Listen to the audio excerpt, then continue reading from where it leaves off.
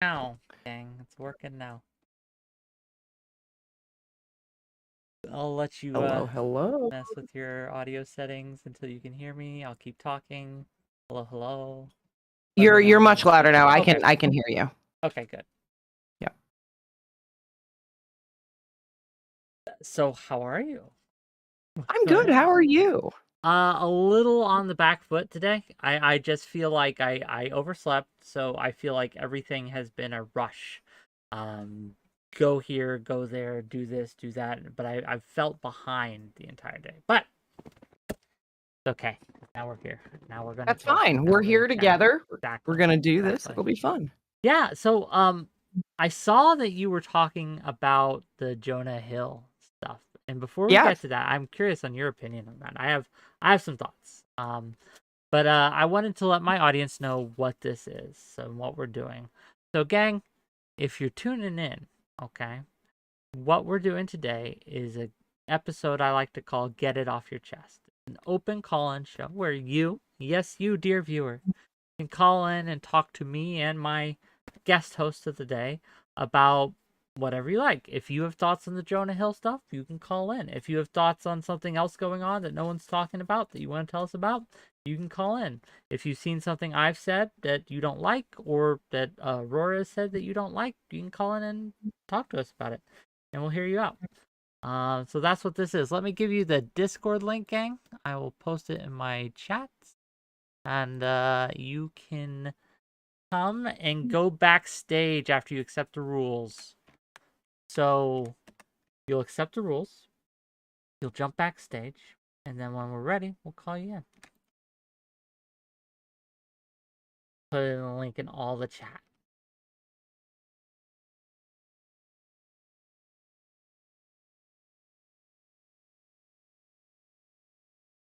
Okay.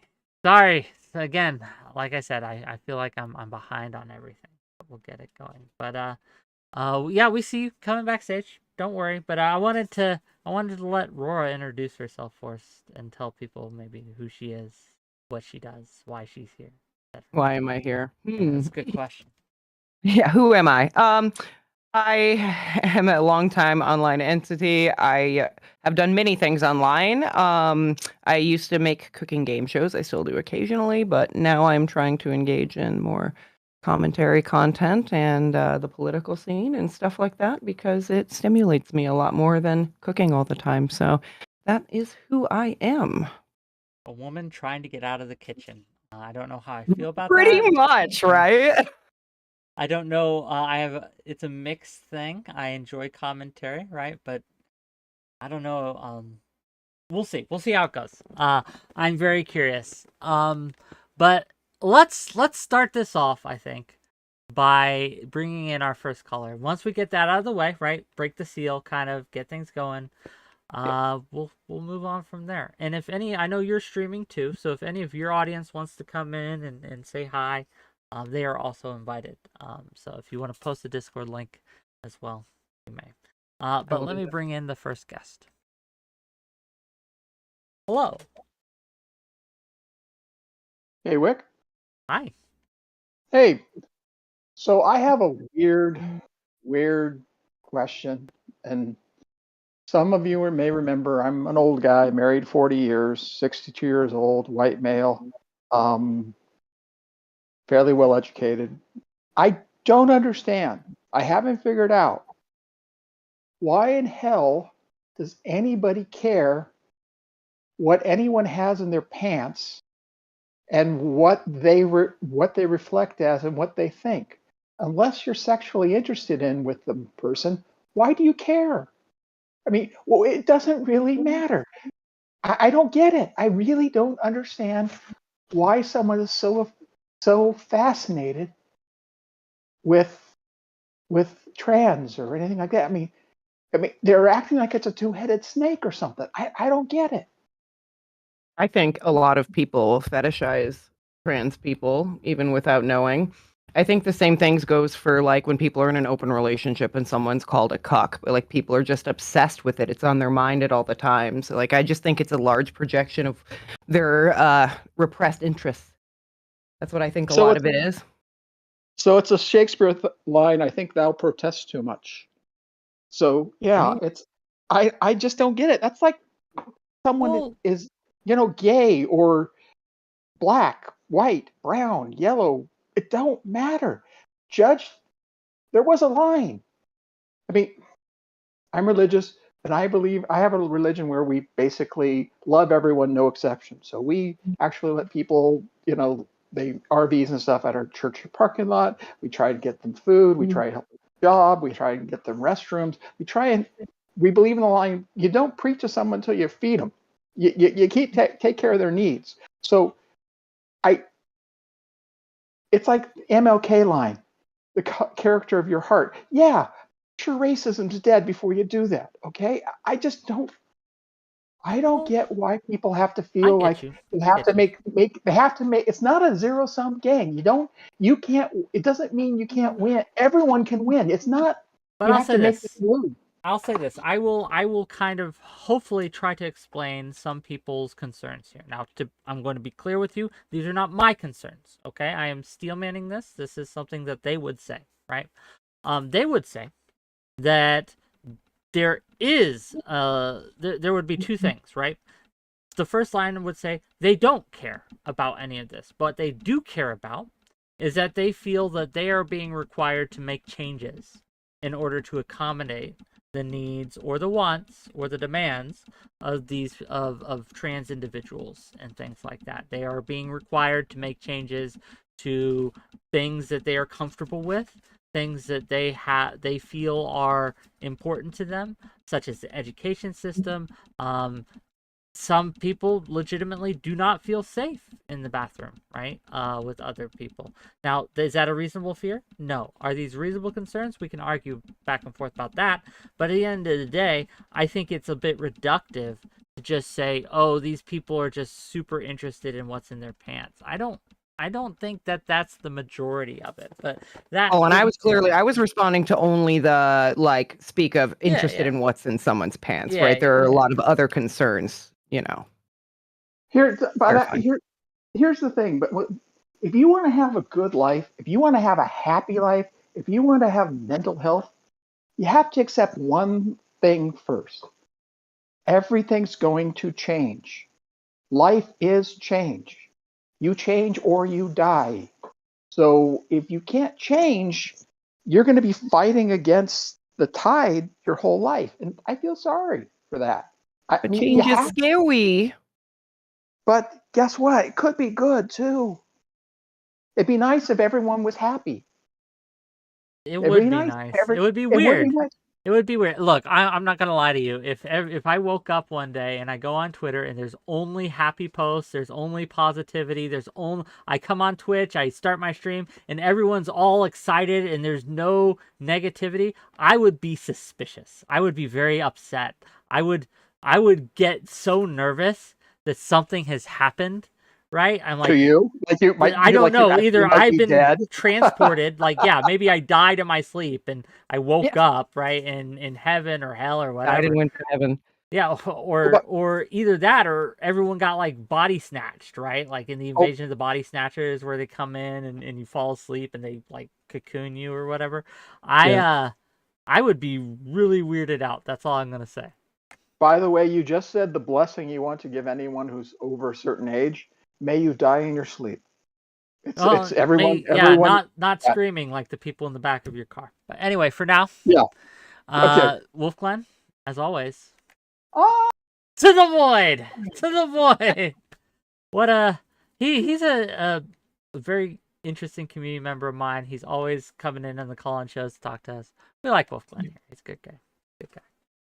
But yeah, like I think that kind of to his larger point, or to a larger point based on what he came in on, I think we too often are reductionist in our views of what other people want or are concerned of.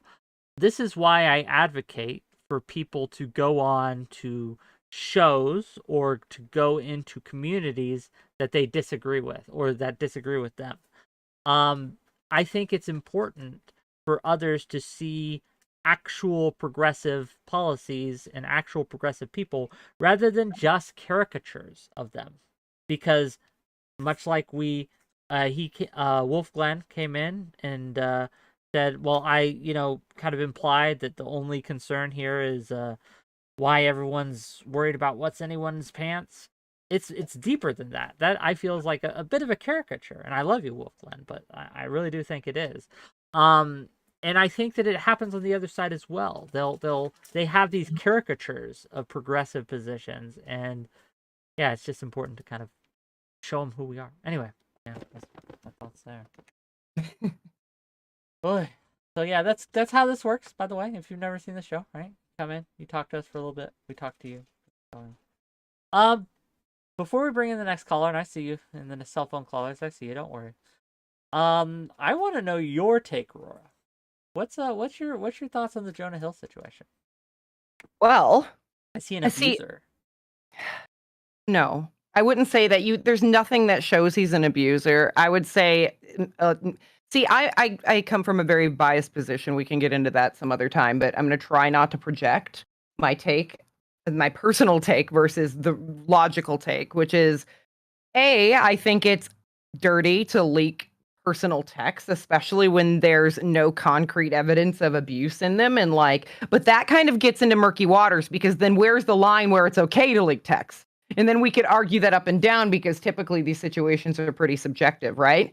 So I just personally think that although they are his boundaries, and respectable or not, whether they're anyone's favorite or not, he did set boundaries. I have been in situations where people can't even be bothered to communicate them. So, I mean, he did do that, right? Like, he deserves points in that regard. That said, I think that you shouldn't be seeking out, and from what I've gathered is they were together for quite a while, and he had sought her out and was flirting with her originally through her Instagram. So if you're kind of like shopping in the magazines right in front of you, but you go, I want to edit this magazine to be something different once it's mine, I just think that you can't really expect that out of someone. And that's where I think it's a bit manipulative and controlling. I wouldn't call it controlling if those were his values and he met someone who shared those values. Granted, we all do have the right, once we are in a relationship, to communicate boundaries, and if our opinions or values change throughout. But I just think that he kind of knew what he was getting himself into, and wanted to change that. And maybe you can educate me on the timeline here, because my opinion of this changes based on that. So, did he communicate his boundaries up front? Right? If he had come in and they were flirting and everything like that, and then they were about to start the relationship, and he was like, okay, just so you know, right? Once I'm in a relationship with someone, I want them to be in a relationship with me, so I'm not comfortable with you posting these pictures or hanging out with these men. Like, in that case, then what is she doing saying yes? Like, why would you ever agree to that if you're not going to hold those things, right? Like, why would you ever? But if it was something where they'd been dating for like a year or 6 months or something, and suddenly he's like, I'm not comfortable with this anymore. I don't think that's necessarily abusive, because as you said, values could change. Maybe you thought you were going to be okay with it, realized you weren't. But at the same time, then I'm much more sympathetic to her side on that. So I don't know. I think this is a case where two people kind of knew who the other person was, at least to a degree, and hoped the other person would have changed. And then it became a stalemate. That's kind of what I'm gathering. They had been in couples therapy for a while. That's what I'm seeing. Now, granted, if a guy asked those things of me, I would be like, hell no. But I think both people didn't want to let go of that relationship and had hoped one person would sort of concede, but I just don't see that as a happy relationship or healthy. It's hard for me to weigh in on this, because there's such narrow windows of time. We don't know the context of everything around this. I don't know, for example, if she had cheated on him during this at some point, and that made him super upset with the pictures and things like that. Or maybe there was a situation where he caught her flirting in DMs with someone. I don't know. And so it's really hard for me to say either way, because at the same time, right? Maybe he would do maybe it's worse than the texts make on. Maybe he was behaving worse to her and would like freeze her out and things like that and just be a real manipulative piece of shit in person. But we don't see that from the text, and it's hard to really judge these things when you're not given all the information and you only see narrow snapshots. But And I could hyperanalyze things he said, but I'm going to be honest, I would only be able to project because I have such a strong bias, and I, you know why, but it's yes. it's something that I just feel like if someone is screenshotting and posting text, they're probably going to screenshot the worst they can get, and they're going to paint themselves in a certain light in the other person. And if that's the worst light she could paint him in, he's probably not abusive. Fair That's enough. again, we don't know how he is out of Yeah. text. We don't know how he is when they're just one-on-one. So, but yeah.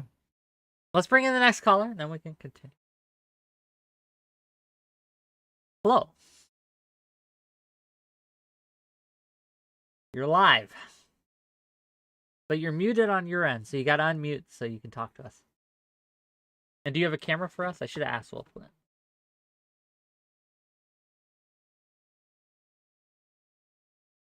Hi, we can't hear you. You're silent on my end, my friend. Yep, quiet on my end. You're gonna have to probably go into your settings there. You might be using the wrong mic. Give it a minute, gang. I'll let them figure it out. You know, I get you know what? It's always when you get on stage, that's when things go wrong, right? You're fired up, you're ready for your big show, your big entrance, and then suddenly nothing works. My life. Also, Discord mobile's a pain in the ass. We still don't hear you. Yeah, there's nothing. No audio. Your face is lovely. You have a nice beard and nice hair, right? Those headphones look nice. True. Okay, buddy. Yeah, I was gonna say it's probably his headphones, and he's probably just not selecting the right audio. If someone wants to help this guy out, I'm gonna send him backstage, and if someone wants to help him fix his audio, that would be a blessing. But for now, my buddy, my friend, to the void, to the void. There you go. Oh, that was unfortunate. I'm sure he had... Look, this man had discourse for us. He was going to bust this wide open. He was going to drop some bombs, some drama bombs. It was going to be great. This would blow up, go viral. It's going to get heated. Got in the way. That got in the way. That's what happened. Oy, gang, if you're watching this and you want to come on, you can. This is an open call-in show. What you do is you hit !Discord in the chat. If you're on Twitch, if you're on YouTube, I'll post a link there. If you're on Kick, I'll post a link there as well. Or if my mods can, that would be better for me, actually. If you post a link to the Discord. So what you'll do is you'll click the link. You'll accept the rules. You'll be taken to a rules page. You accept the rules, and then you'll go backstage. And when you're backstage, we'll pull you on. Okay, we got another caller. Let's bring him on. Hello. You're live, sir. How's it going? We can hear you so much better than the last caller. All right. Like, yeah, that guy's still in backstage, so I hope he can figure it out. Anyways, I have been disengaging from YouTube and Twitch poll for the past, I would say, like 4 days. And it's only been like half a week, pretty much. And I find it surprising how easy it is to just lose track of it all, of not like caring anymore. Should I come back? Should I start engaging again, or should I keep my distance? Look, I'm incentivized to tell you yes because, well, one, I like you in my community, and two, it's good to have viewers, right? But on a serious note, if you just don't care about this space and it's not entertaining you, yeah, do other things. Right. So is it good for your mental health? Honestly, I personally am not affected, or it doesn't affect my mental health all that much until the thing that surprises me the most sometimes is like the red pill issue, because I do think that red pills have certain points, and like the Jonah Hill situation right now, it gives me a bit of relief that it got a lot of backlash, and there were a lot of like people online that saw it or did not just cancel Jonah Hill outright, which I don't know. It might just be my personal bias. I feel like that probably would have happened like a couple years ago, just based off of these relatively non abusive texts. So, but beyond that, what I'm finding more and more is I'm finding myself engaging with like Indian politics more and more. As you can tell by my skin, I'm Indian. Um, and there's some lovely stuff going on. Tell us about it. Tell So us what yeah. is the let's hear most it. interesting political issue in India right now? Oh, there's so many. Uh, it's like American issues, but pretty much on steroids. How's your guys' relationships with Pakistan these days? Pakistan, pretty from what I understand, in India we've stopped looking at the sun to count the days. We just ask each other, has Pakistan fucked up again? And if the answer is yes, then yes, another day has passed. If the answer is no, then we're still on the same day. Okay, That's a joke. Again, any Pakistani fair enough. viewers. I know there's a lot of stuff going on in Pakistan, but there have lots of internal issues right now, and that's why I don't think there's like a lot of there's the international stuff is yet to be sorted out. You want to fix inside your country first, and then engage outside. As far as Indian politics is concerned, so there are two major groups. You have your BJP and your Indian National Congress. The Congress is the so-called party of Gandhi, which had been formed in like 1885, was the primary political entity that fought for independence, or that's what we are taught. The BJP arose from the RSS, which is a Hindu nationalist organization. They were very much against Congress, but we don't hear much about um, what they were doing for the fight for independence. They were a bit more violent. Did not want to follow the civil disobedience and nonviolent movements and etc. Which I probably wanted to bring some of that up into your nonviolence and civil disobedience panel, because even though Gandhi is seen as this, like, this founder of nonviolence movement, he is being and has been criticized a lot by a lot of Indians over the past like 70, 80 years, because there are arguments to be made that he delayed India's independence by 40 years or so. We should have gotten independence after World War One, but we waited 2 years after World War Two to get that. Britain was on its knees. Why Okay. didn't we just, yeah? So there are arguments. I'm not familiar enough with the Indian the independence movement and things like that to comment on that. What do you think, Rora, about Gandhi and nonviolence and revolution? What are some of your thoughts here? I'm curious. So I want to clarify: are people angry and implying that he delayed it due to lack of revolution, lack of violence, or? Yeah. So I mean, that's apparently been an argument for like has been going on for the past 70 years. I mean, the person who assassinated Gandhi, he was an RSS leader, Nathuram Godse, who pretty much shot him because he had, number one, delayed independence. Number two, those are the claims. I don't have like hard proof how true this is. Okay. And basically, Gandhi compromised and like partitioned India with the compromised with the British and partitioned India so that he could gain more political power in India. Otherwise, he would have had to share power with like the Muslim parties. Yeah. See, So, I find it all very interesting, and I'm very undereducated with all of this. I could speak on, my opinions on political violence and stuff like that, but I can't really specifically speak on those politics. Okay, so Zephyr, my friend, okay, I don't want you to leave my space. I understand it's boring to you. How about this?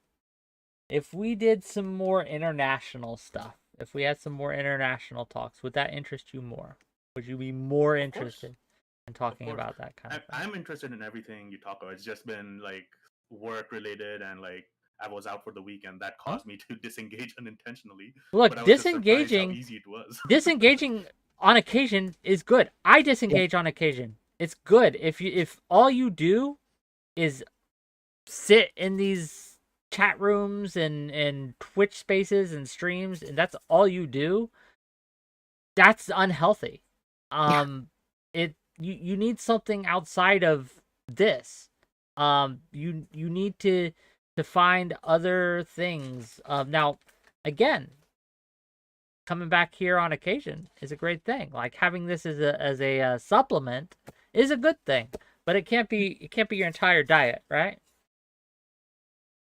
That's fair. And again, I don't want to change your show for to cater to like a few people like me. That's Obviously, fine. international politics is very educational. Like No, just it's beyond the educational aspects, I think that would be like a slight deviation from the content, or the overload of American politics. yeah, But I guess your as audience is also American.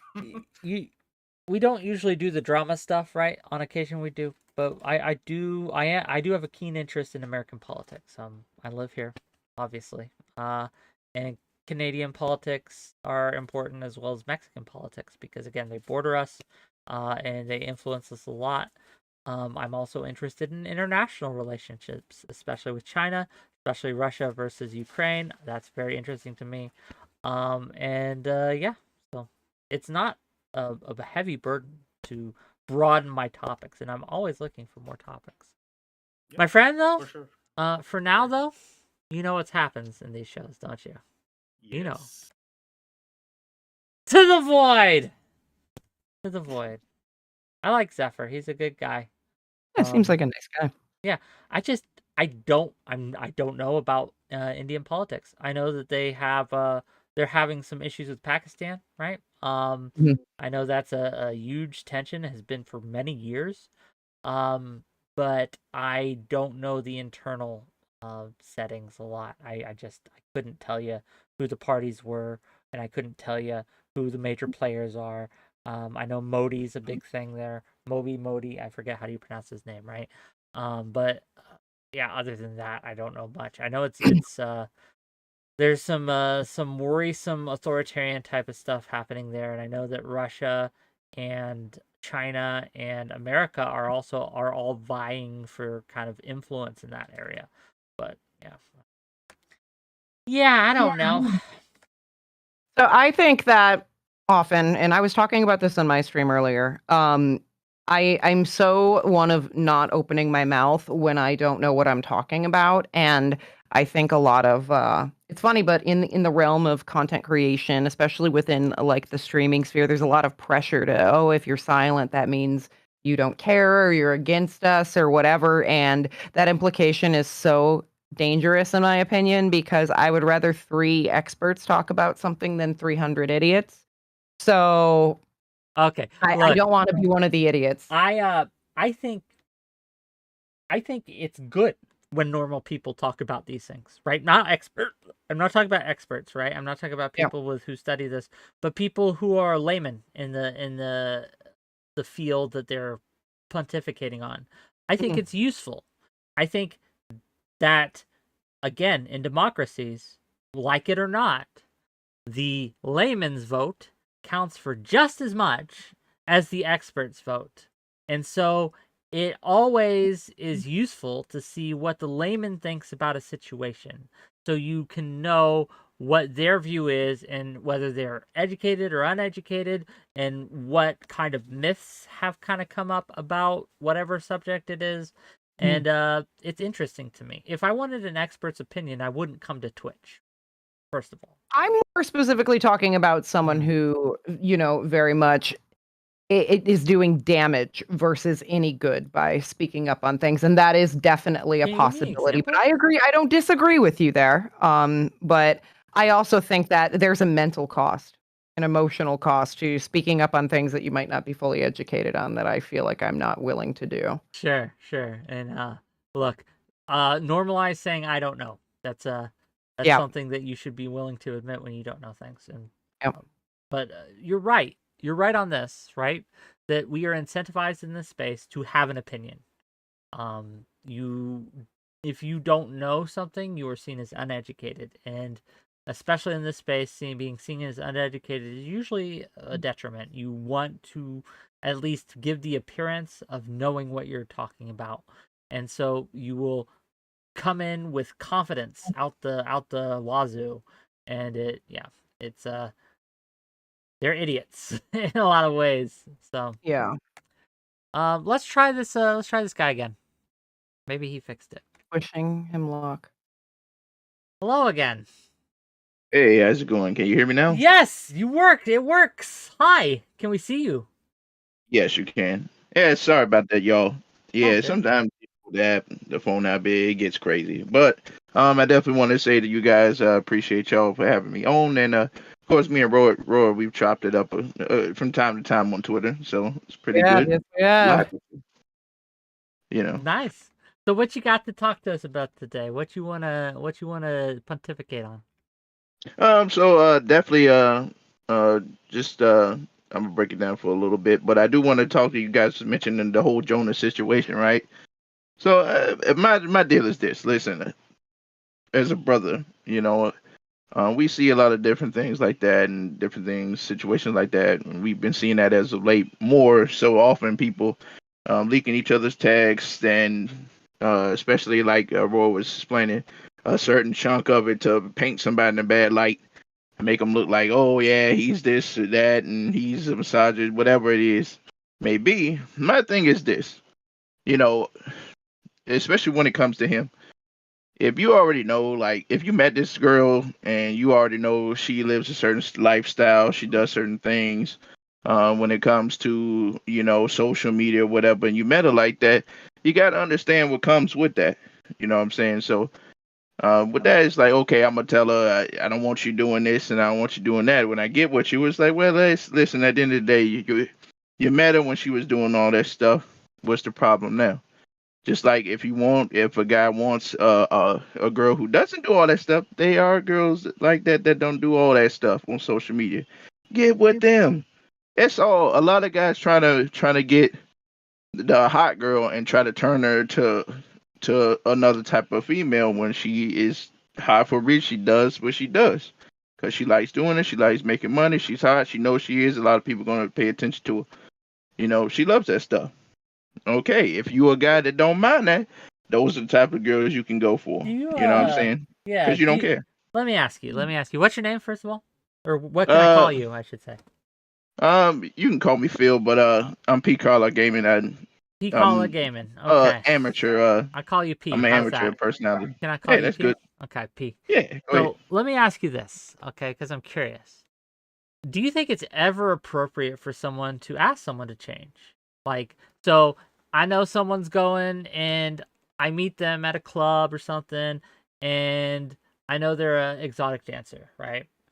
Mm-hmm. Do you think it's okay if I wanted a relationship with them to say, hey, I like you. I think we're hanging out. We're having fun. We're doing great things. But I really am uncomfortable dating someone who does this. Is it if we wanted a relationship, I don't want you to do that anymore. Do you think that's wrong to do? Uh, it's I would say it's two ways in a way because Okay. sometimes, especially if you're having that conversation and then again, like I said, keep in mind that you already where you came, Oh where you yeah, I got her know. I from. met You her know at what I'm I met her at the strip club, right? Like, I got right, a few lap dances. I fell in love with the stripper, right? And we had a right. good rapport. She came back to my place a few times, right? We started Yeah. hanging out outside the club and things like that. And so again, I'm developing feels. She's developing feels. Is it appropriate? Is it wrong for me to say, hey, I really like you, but I can't date you if you're still going to be an exotic dancer? Yeah, see, and that's the thing. Like for me, I would say, I mean, listen, it's kind of weird out of place. You done fell in love with this girl, and you know what she's her lifestyle. So It's like, yeah, come on, hypothetical. bro. Just bear with me on it, right? Like, so yeah. Yeah, yeah. It's just like, it's like, come on, yeah. Why would you do that? You already know what she's about. You know what she's doing. You know, it's just like a guy like who goes. They finally meet a porn star or whatever, a corn star or whatever, and they like, hey, I love you, I've fallen in love with you, but you already know that's her job, that's her profession, that's what she does. So Yeah. you should already go in into knowing, listen, I already know what she gonna be doing. She gonna be filming with other guys or girls, however. It's part of the job. You know what I'm saying? So I have to accept that because I'm getting into that relationship. So yeah, like I said, there's a lot of guys that always they go on if they got a mindset of traditionalism mindset. You got to be with a traditionalism type of female. A guy who's trying to go and get a hot girl, understand she's a hot girl female. She's open, she wild, she do her thing. You got to be on that status. I don't care. I love the eye candy. I love being with her, and I don't care if the other guys are watching and what she do. She making her bread. You should be okay with that. You see what I'm saying? What do you think, Rora? What's your thoughts here? I think a lot of guys who do that shit window shop for women and then want to change them into their ideal woman. Now, I'm coming from a very biased position where I think they see a woman in what they deem as a vulnerable position because they're doing sex work or posting stuff online or a stripper, whatever it is, and they want to.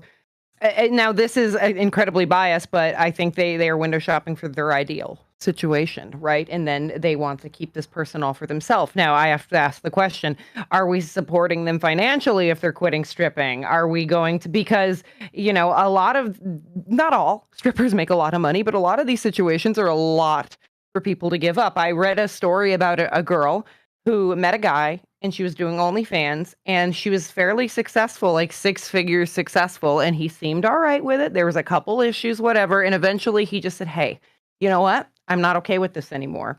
And she was fine with it. She let it go. She dropped the OnlyFans, but here's what ended up happening. He ended up leaving her. She was left with nothing. Now she's barely scraping by and she gave up a 6-figure job. So I just think that in these situations where if you want someone to maybe give up a portion of something that mightn't be something for them, whether or not you highly value that person might, so you need to come with a compromise or something to make up for that.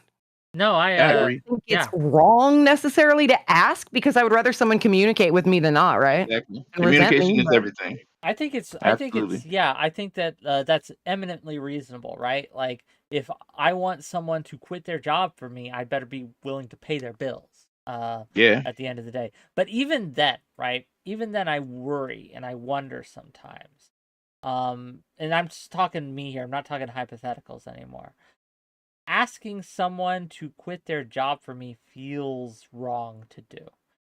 So I feel like it's like asking them to become beholden to me, to be reliant on me. Yes, and that's don't, my concern in that. yeah, but that's a me thing. I don't think that's a moral thing, right? I think it's a me thing, but I'm not sure. And I just want to know your opinion, P. P, it was nice to meet you, brother. Okay, but for now, right? I don't know if you've seen my show before, but to the void. Oh, what a nice gentleman! What a nice gentleman. It was nice He's to meet great. him. He's fun to interact with. Doing hot girl shit, right? Like everyone doing hot girl shit. Like hot girls are all doing all sorts of things, right? Like I don't know if that's true, right? I think that I've met plenty of traditional women who are very, very hot, right? Very hot. Yes.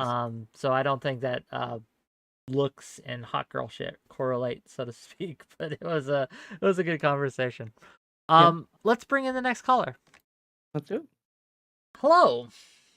Hi. Hi, you got a camera for us? Yeah, I have my camera on. So I agree with. First of all, I'm Rena. Hello. Hi. I agree with some of what Jonah Hill was saying. Just a few things. I don't agree with him wanting her not to take bikini pictures. Oopsies, that's not working. Because she is a surfer. That is part of what she does. That doesn't make any sense whatsoever to want her to stop taking bikini photos. Probably helps her business. Yeah, exactly. It does help her business. I just forgot everything else that I was going to say. That's fine. But cutting toxic men and cutting toxic friends out of her life, I think is actually a good idea. If she has friends that are whispering in her ear, telling her to do things that she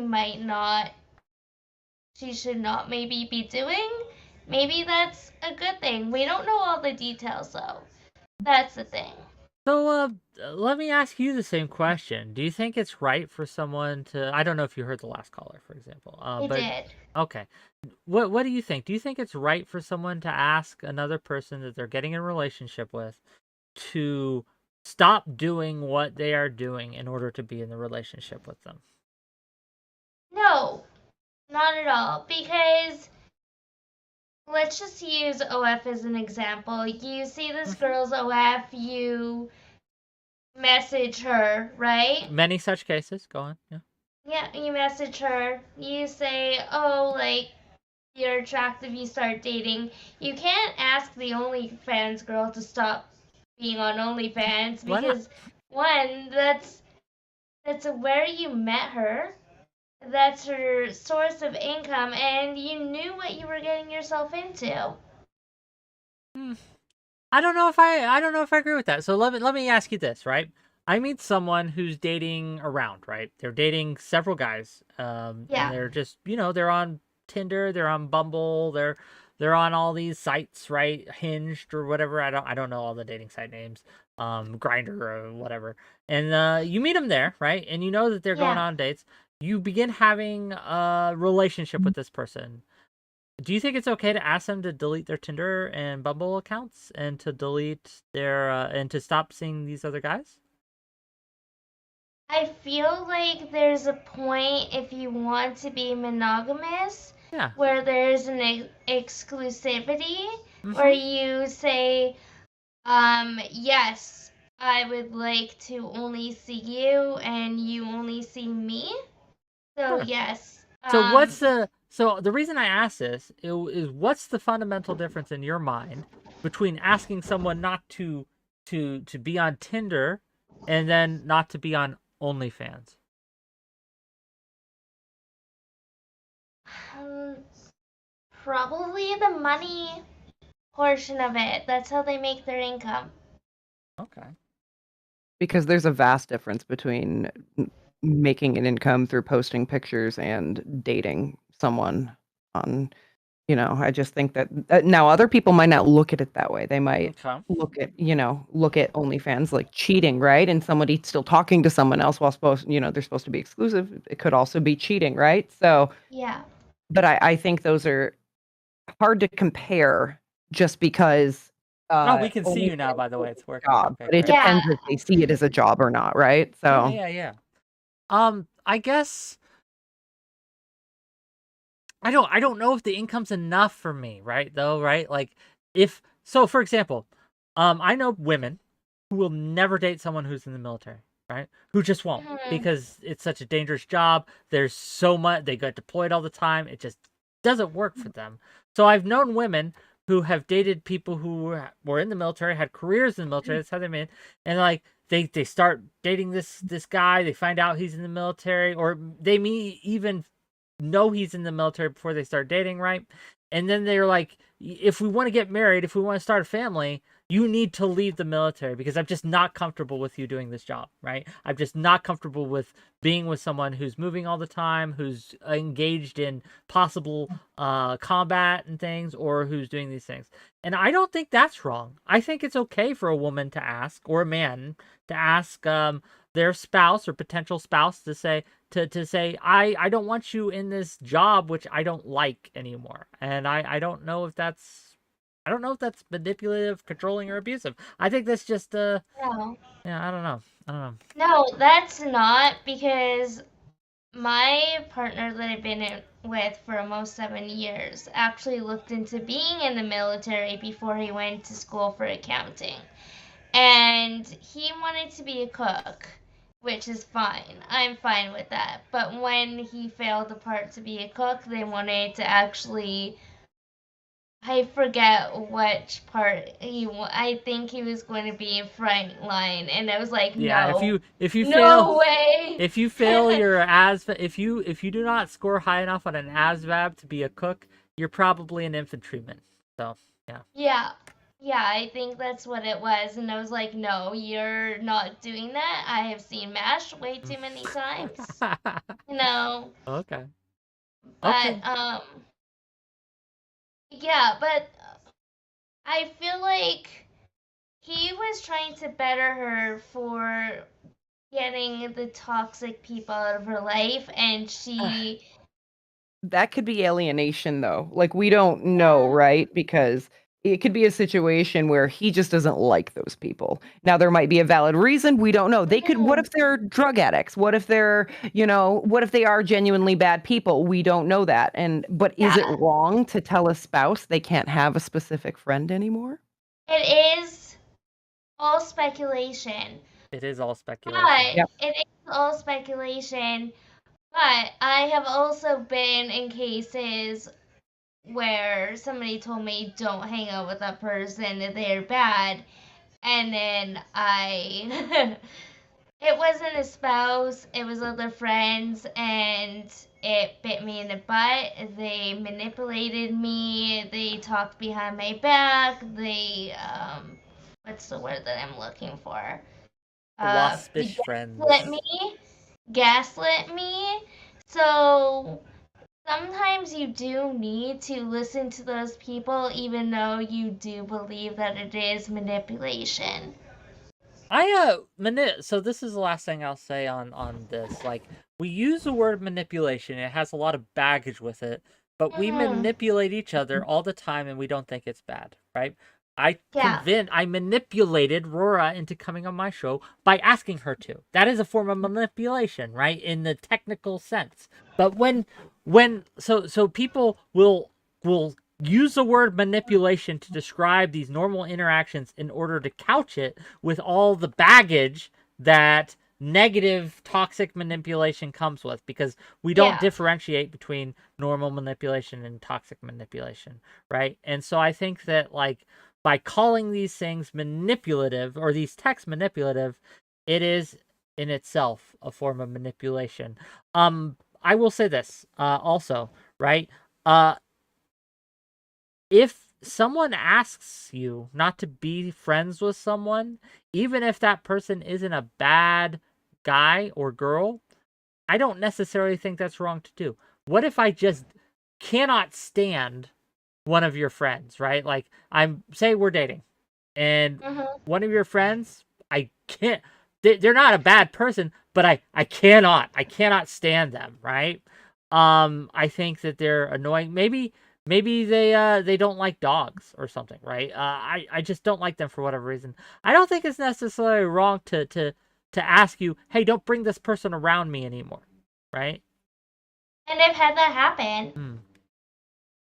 I've actually had that happen with my friend's ex-boyfriend. My partner did not like them, so I made it so they would not have to see each other. Yeah. And now it was easy. He Easy didn't peasy. complain about lemon it, and squeezy. Well, Rena, it's nice to meet you. And thank yes, you for thank calling in. And you. I hope you do again. But for now, just like Jonah Hill voided his girl, we voided you! Ha ha! To the void! Every time. Gets him. I love it. It's enjoyable. Yeah, I polite voided. Was that a polite void? I don't know if it's a polite void. Tomfoolery. You're in my chat saying these takes are trash. Come give us your take, friend. Come on in. Yeah, come talk to us about this. If our takes are trash, tell us why. I don't know if you guys have heard my take on this. I'm not sure if you were here for it, but yeah, I'd love to talk to you about why my take is trash. It'd be interesting content, I think. But yeah, like this idea, right, that people can't. Now, to be clear, I would never ask a woman to do what Jonah Hill did, right? I think that's silly. But I think it's silly she agreed to it at all, right? Like, why didn't she just leave? Well, that's my thing. Like, if someone started lightly hinting at me or pushing that maybe they didn't like what I did, I would most definitely just dip out and just be like, respectfully, you clearly want see ya, right? Like, here, let me help you out, Tomfoolery. I'll give you a permission here. Uh-oh, perms. No, well, he's having trouble reacting to the rules. Oh, Sometimes okay. that happens. Okay, search. Ooh. Tomfoolery show. I'm assuming that's you. I'll add the Wicked roll. You should be able to see. You should be able to see the backstage now. So I gave you the roll. Maybe refresh it. You didn't talk it in. Y'all should talk about that JQ debate. I'm gonna be real with you. I didn't watch the JQ debate. I think that's a silly thing to debate. So, and I don't like Fresh and Fit, so I didn't watch it. Yeah. Plus, Destiny betrayed me. I'm telling you guys right now, though, he would have had a better show if he had come on my show instead of gone on to Fresh and Fit, and that's a bold claim to make, but it's true. Bold claim. Did you guys see my show yesterday? It was fire.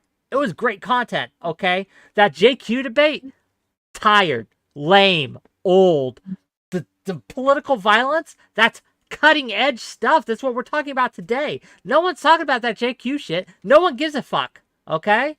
But what we're talking about today is riots, police violence, all these things. A+ content. So Destiny, yeah, more fool you. Let's bring tomfoolery on. Groundbreaking content. Whoa. Hey yo. Yo, you got a camera for us? Sure. My Well, stuff's we like to see you, right? It doesn't have to be pretty. Look at us, right? Well, look at me. I won't speak for Aurora. Aurora is beautiful, but me. Oh, maybe not. Uh-oh. Yeah, it's a camera, but it's a... I don't know what it is. There you go. Oh, is it turning on? There it Yeah, is. there- Hello. All right. Okay, why are our take... First of all, what is my take as you understand it for the Jonah Hill thing? I wasn't even talking about your take. I was talking about the caller, the girl who called in. Arenas? Everything she was, I guess, everything she was saying was just so insane. Like, I had this argument with a bunch of people in my audience as well the other day. It just seems so weird that you, like, I could go date a porn star because I'm watching her porn and I think she's freaking hot. I think she's freaking awesome and I want to go date her. But as soon as I get into that relationship, I realize that dating a porn star might not be for me.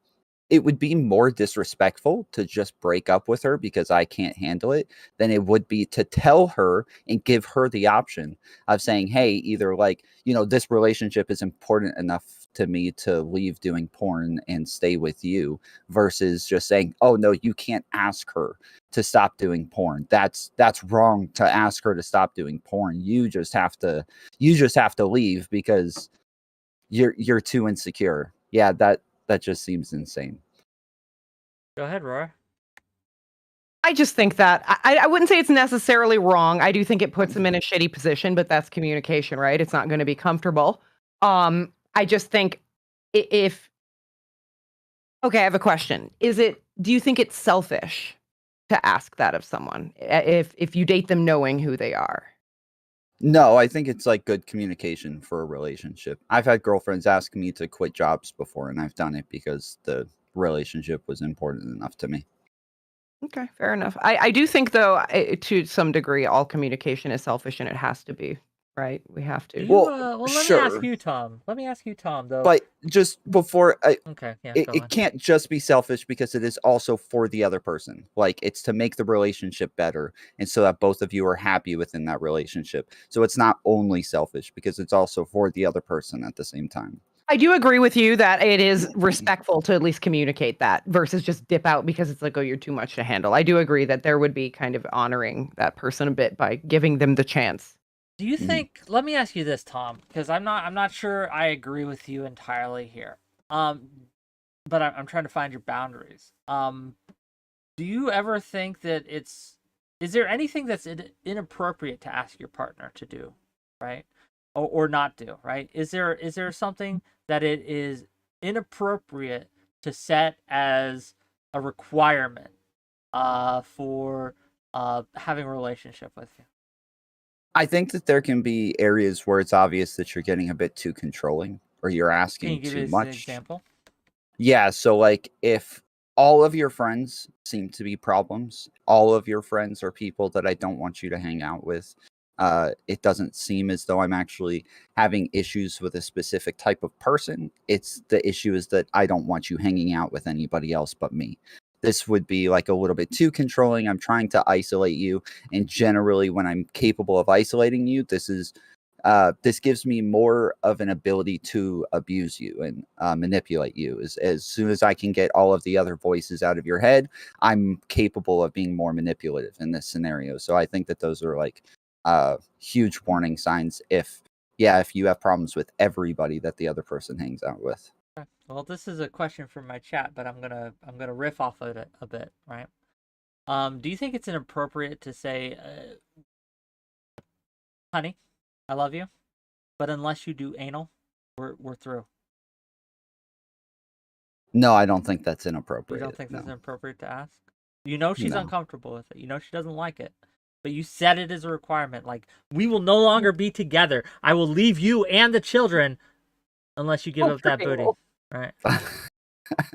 Give up the booty or I'm gone. Who loves anal? You got all our 6 kids, right? Nope, they're not going to have a father anymore. They're not going to have a daddy anymore. You got to give up the booty or I'm going to Scooty, right? Like, I'm getting out of here, right? Do you think that's appropriate? I mean, those are you're adding a whole lot of other issues in there, like leaving your kids is a totally different issue. Right? No, because leaving your kids is a totally different issue than not wanting to be with somebody anymore. Oh, well, also, okay, let's take the kids out. I support you. I give you so you left your job for me. You quit your OnlyFans for me because I asked you to quit your OnlyFans, Tom, right? You respected me enough to quit your OnlyFans. So you're reliant entirely on my money, right? I pay the bills. We live in a van down by the river, but it's a really nice van down by the river. Okay, it's got cushions and seats and Wi-Fi. It's really great. More than you can afford on your own, okay? And so no kids, no nothing, but we've been together long enough. Unless you give me the booty, you're going to Scooty. I'm going to kick you out. Is that inappropriate? I think so. I still think it's an appropriate request. I think probably if you make somebody dependent on you in that way, there has to be. I'm not asking like yes or no. Well, I'm saying if you don't do you this. No, you are I will do asking. this. You're asking them to do it, and you're saying you're not forcing them to do it, but you are saying if you don't do it, then I'm not going to be in a relationship with you. So I think it's an acceptable request. I do think that if you make somebody dependent on you in that way, you kind of have to wean them off. You have to be able to like support them afterwards. So I've had girlfriends who were kind of dependent on me for a while, and I had to still help them after we broke up. And so I don't think that's I think that, like I said, there's other issues in there, but the request is not the problem. You would be comfortable though with asking or demanding or requiring in order for them to continue to be with you and be your partner, right? That they have to give you anal or they're just gone. Right? I don't know. I don't think it's appropriate. I think a conversation about sexual needs and boundaries would be more appropriate, where it's, I have these needs. Are you comfortable meeting them? Because to me, that feels more framed like a demand. And especially under the context of like, hey, we've been living together for a long time. We're in a long-term relationship. That's, when assets are becoming combined and stuff like that. That's a lot more difficult. And that puts someone in a position to essentially sexually give in a part of themselves that they may not be comfortable doing. And that's a little icky, if you ask me. I think there's a difference between saying, I need butt sex or else versus saying, this is a need I have that's not being met. So, well, what if instead I say, you're not having sex with me anymore, and I don't want to be with somebody who's not going to have sex with me. Why would you separate one of those from the other, or do you think both are inappropriate? I would separate one from the other because if we're thinking of a woman and a man and say the woman is being asked for the anal sex, it can actually damage and hurt you. It can actually, it's not a hole that's meant to be all the time, right? So, if that's his requirement, and what if it's hurting her? So, and I feel like it would be more common to have other reasons other than just simply not wanting to do it versus sex, which is, a common thing in relationship is maybe one person loses sexual interest, the other person wants to still be sexually active. And I do believe that a lot of people require sexual, needs to be met to feel loved. It is a thing in a relationship, and it makes a couple closer. So I don't think it's unreasonable to say you need sex in a relationship, but again, it depends on how often are we talking, right? Are we talking I got to bend over 3 times a day? Because at that point it's becoming time consuming. I got shit to do. I'm an adult. So You don't have 6 minutes, Rora. You don't have 6 minutes in your day, right? Is that time consuming? Really? Let's be honest here, okay? depends on who it's with, I guess. Fair enough. I mean, I think if we're being like that pragmatic about it, obviously at that point you probably would have voiced this concern very early in the relationship before it was a serious enough relationship to where you breaking up with them would be any sort of consequence to this person. So obviously, like, yes, in some sort of pragmatic sense, the person's not going to go like 2 years without anal sex and then realize that this is such a huge problem that they're not willing to deal without it anymore. So yeah, like it's obviously an extreme example, I think, but I have yet to hear like a request that actually just pertains to the relationship or just pertains to the way that those two interact that I think is unreasonable. Or sorry, not unreasonable. I think lots of requests are unreasonable. I think a lot of them are unreasonable. I think even what Jonah was doing might have been a little unreasonable, but I don't think it's wrong. I have no issue with him setting up boundaries. He could be the most insecure person in the world and try to make a relationship work with all of those insecurities, and I don't see an issue with it. Okay, interesting. I don't, like I said, I think that it's a little more complex, and there could be like we have to take into account factors outside of the relationship. We have to, right? And certain factors outside of a relationship can change whether I think it's appropriate or inappropriate, or in some cases even abusive to make a demand of someone. Sometimes it's okay, sometimes it's less okay, but that line, I think it's really hard to find as a kind of an overall. We could all have our personal lines, but I think that while we could agree at the extreme ends, it's the middle's fuzzy. It's a fuzzy place. What else you got for us, Tomfoolery? What other takes have I made or Rora made or things you want to talk about before we let I you only go? heard though, so it wasn't either one of you. It was the last caller, whoever Rita. the last caller was, the young girl. Yeah, Yeah. I had issues with what she was saying, but I hadn't Sure. been tuned in long enough to know if That's you guys said anything that I actually disagreed with. I'm Sorry. sure we will. But for now, Tom, we love you. Bye-bye. To the void. I don't know. I like to make things a little funny, a little extreme to kind of test boundaries. But I love it. That's yeah, why you're fun to talk to. well, thank you. I appreciate it.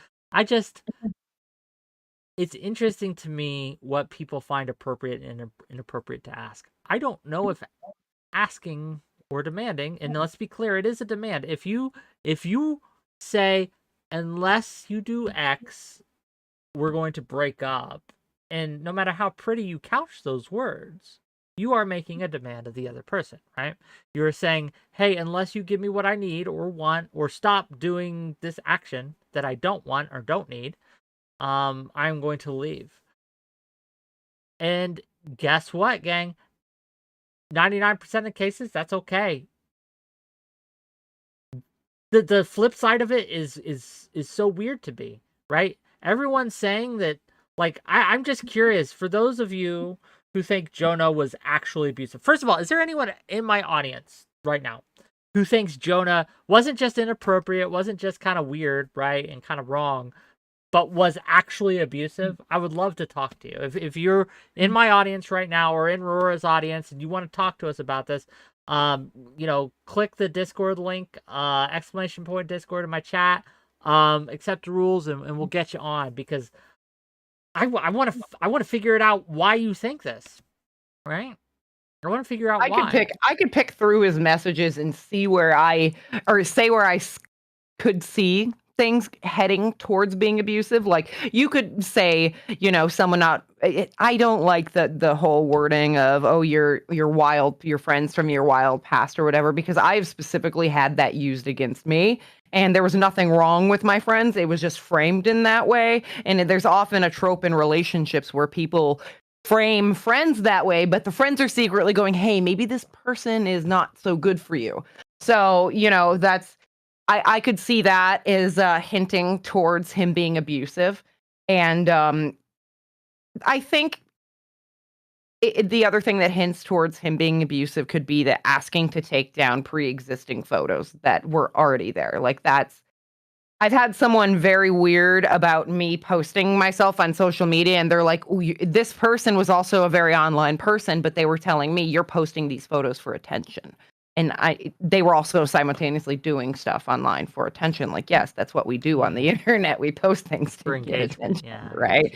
So, I could see where someone could think maybe he's an abusive person, but I also think that we're so quick to label someone as misogynistic or abusive online. Like I was saying earlier, like people are so polarized and love picking sides. Like you have to pick a side, right? You got to grab your pitchforks. Like not a lot of people are very nuanced. They want to just pick a side, like the Depp and Heard situation. Like that's a super complicated situation that people were immediately picking sides with. Well, this is the thing, right? People, the social media, the bubble in which we live, right? Social media, Twitter, and the internet in general incentivizes that behavior so much. The first person to have a take that is correct is rewarded immensely with engagement. And like you said, we do things for engagement on here. We post selfies, we make tweets, we post links, we have takes.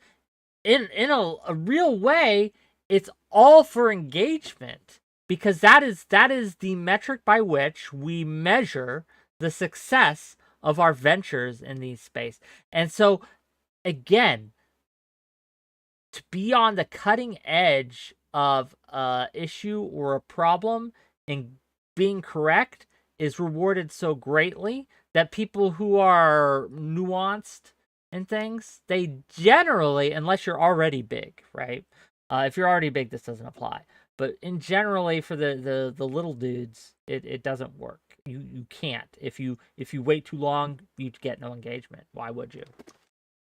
I agree, and I also think, and this, I'm not talking about Twitch poll. I'm not talking about people who genuinely care or passionate about things, but I'm talking about like maybe in your, woke scold culture of content creation, and I think there's a lot of disingenuous takes being posted, and I think it's whoever can get the fastest one in that gets the most engagement. And oh, something happens, they don't give a shit about X person who was killed by a cop. No, they just want to get their take on, so that they can be the first person to get engagement. And I see a lot of people striving to get engagement through someone else's pain and stuff like that. And I just, there's a line, obviously, like I said, Twitch poll, I don't think fits into that. So it's the weirdest thing. Whenever there is a tragedy, right? Whenever there is a violent attack in America or in the world, there is this collective holding of breath while we wait to see who and what demographic perpetrated this idea, right? Yes. Or this attack. And it's so weird to me to see this play out. Instead of condemning the violence right away, like this is bad, this is wrong, this is what's going on, what they do is they wait to see if it was someone on the other team or their team, right? Was it a black man who did it? Was it a white kid from Alabama who did it? Who got killed? Was it white people? Was it Asians? And they view these tragedies, these senseless tragedies, through the weirdest demographic and ideological lenses, and it's gross to me, and I don't know how to deal with it. It's hard to even engage with it, because I don't care who shot all those kids, right? They were a bad person. I don't care if I don't care about their politics. I don't care about their demographic. I feel like we lose grasp of what sadness is when we, like the billionaires dying thing, and everyone celebrated that. Meanwhile, if a joke was made by the other side, they would screech their heads off, right? So, I just think that people are losing grasp and becoming desensitized, and just being able to recognize that, man, that's a really sad, shitty situation, and people are hurt, right? So, let's bring on the next caller. Hello, you got a camera for us? Okay. Well, hello. Hello, you're live. Are they panicking and not ready? Well, they may be hitting the... Okay, don't hit the button. Don't hit the button. Hi, can you hear us? Oh, sorry. It's okay. Oh. One more try. Hello.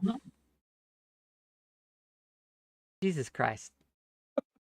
The camera's on now. Oh, now it's off. Yeah, I think what's happening is he's trying to turn his camera on, but every time he does, it probably kicks him off. But Yeah, I they're don't know both- why it would do that. It does it sometimes. Like Discord will fuck up like that sometimes. But yeah. Hi. Hello. You're alive, sir. Or ma'am. I don't know. Beautiful. Wonderful. Great. That's well, Oh. okay, that worked. Sorry, Wow. am I? Oh, hello. Sorry Hello. about that. Yeah, okay. yeah. I am not. My Discord settings were not as they should be. No, I was just watching on YouTube, but just decided to drop in and Oh, thank you. saw you were talking about mass shootings. So I thought, well, maybe I'll drop on the Discord since no one else seems to be turning up. Well, thank you for coming by.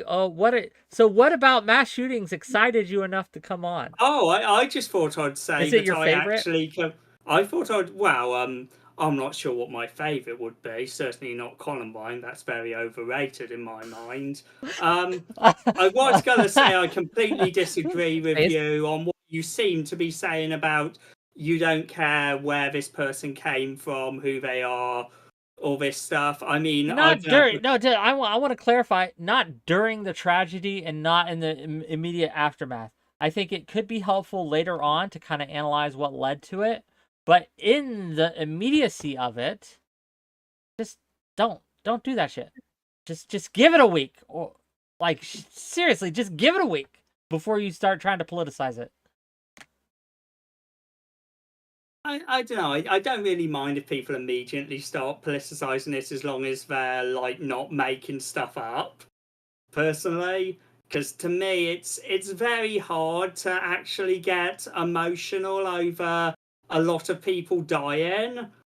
I know that might be a strange thing to say, but I'm sort of like, if one person dies and they're all over the media, like it's shallow, but I can understand it. If a lot of people die, you probably have trouble keeping track of which Yeah, one of you them don't you're really. get emotionally invested in. You'd rather just watch video games, right, than watch all those people, right? Well, I don't tend to look out for mass shooting videos when it's, if something is really getting in the news, I maybe will try and have a look if people are actually debating something.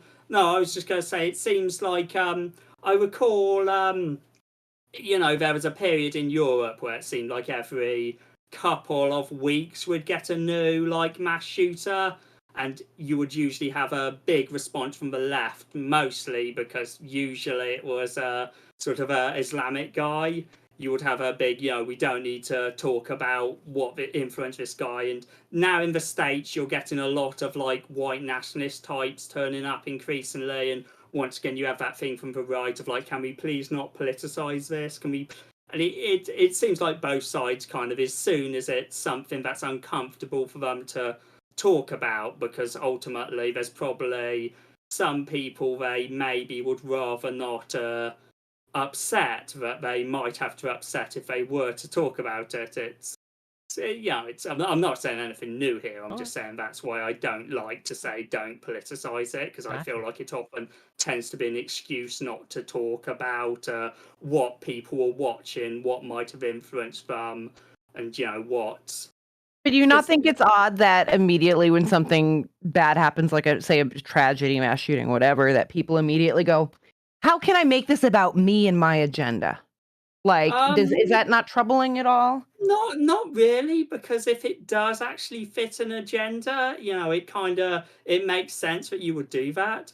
I mean, it's a bit like if you're an environmentalist, I think it makes perfect sense to look at any forest fire and point to how, is this the next hottest summer? Because the last one was the hottest summer. I think this is the new hottest summer.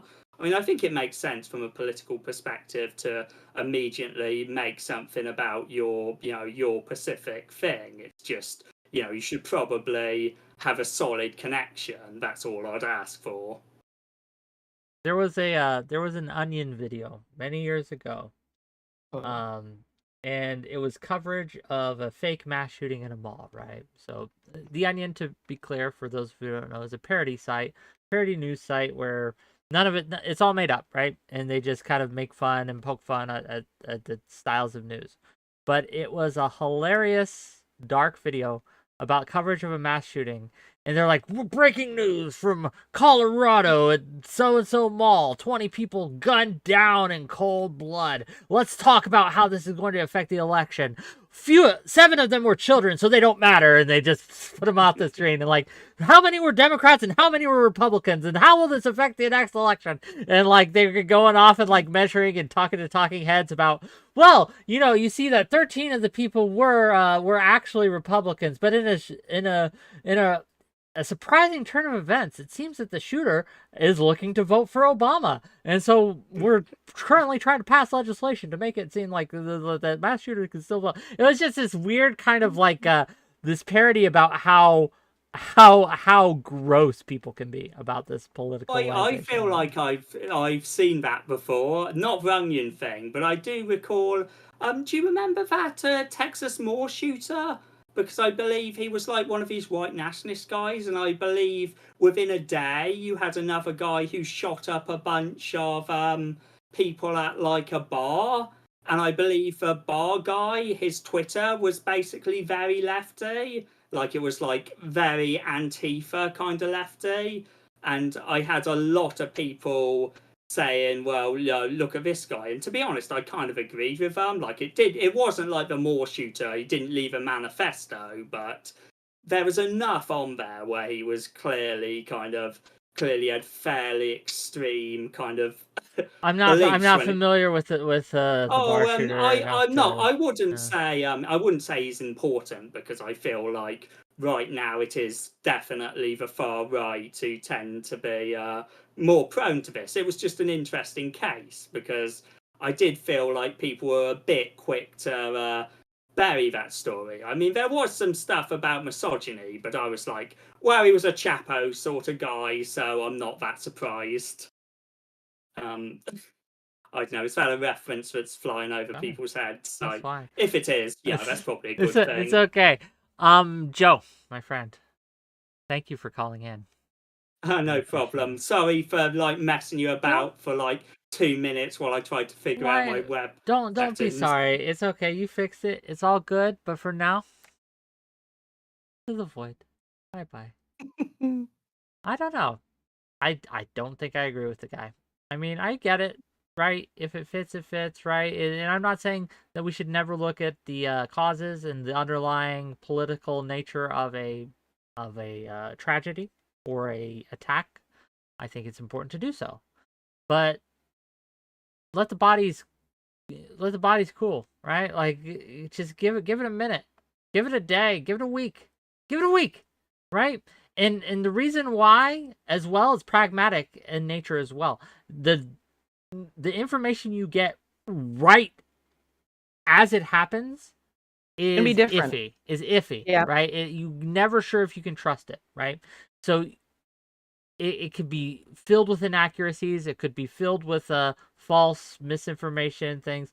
Just wait for the facts of the matter to come out. Make a judgment. Give respect to the victims, right? And don't make it about you. Okay? I think it's hard for people, and I'll say specifically people with good intentions. So a shooting happens and someone's like, I'm sick of all these guns, or I want more legislation or whatever. Like, I feel like it's pretty natural to jump to that anger. And I think a lot of people almost are so angry and lost and wanting something to change that they become desensitized to the pain of the situation, and, the emotions happen. So, and that's me speaking for people who might be on the good side of this, right? Not necessarily someone just going, how can I make this about me? True. Before we bring in the next caller, gang, I want to take a small intermission to say, gang, if you're enjoying this content, if you like what I'm doing, give me some subs, give me some bits. If you haven't followed the channel, follow the channel. Like and subscribe if you're on YouTube. Super chat if you want to help me there. Any little bit helps, even just $5 thrown it my way would really help me out. I really do appreciate all of you for coming and watching me and I could really use your support. So if you're feeling generous and you want to donate, that's how you do it. I really appreciate you. Okay, let's bring in the next caller. Hello.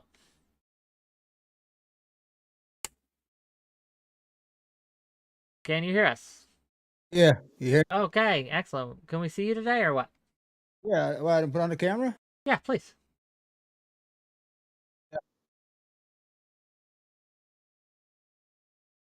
Hear me? You're cutting in and out again. It's the same audio problem you had last time, right? I don't know. Hello. Okay, it's a little better. Okay, wait. I don't know. I get lost, man. I don't even know where I'm at. You're here. You're on WhickTV. Oh, yeah, I hear you, but I don't know what you said. Oh, there you go. You said the camera. Yeah, we can't see you. Do you want to turn your camera on for us? Yeah. Of course I want to, but And thank you, Proser, for the $5. Take my money, or I will leave this relationship. Well, I will cede to your demands. Okay, sir. Yes. Welcome. Yeah. Give him all your money. He deserves it. He's the True. next superstar. Okay. He's the next. True. What you got for us today? What are you calling in for? Well, I'm just, honestly, I don't have anything to talk. You guys were talking about match, whatever it is. I just came by accident, hoping somebody was here. I was trying to do a reaction to Days and Destiny's The JQ Hey, debate? that shit was crazy, man. Yeah? Tell us about it. I didn't actually see it. So tell me how it went. Well, Destiny doesn't know a lot, and Nick Fantos knows a lot of what's going on and how Israel is using. I'm biased because I'm against foreign aid to Israel.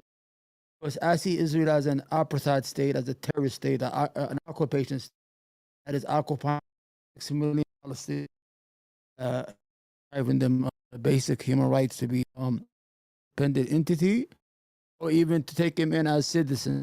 Problem with Israel is at a crossroad, but it's living with a sin. The sin of occupation. Usually, when a nation has a sin, it destroys it. Like the United States, we had slavery, almost destroyed the country because we did not solve it.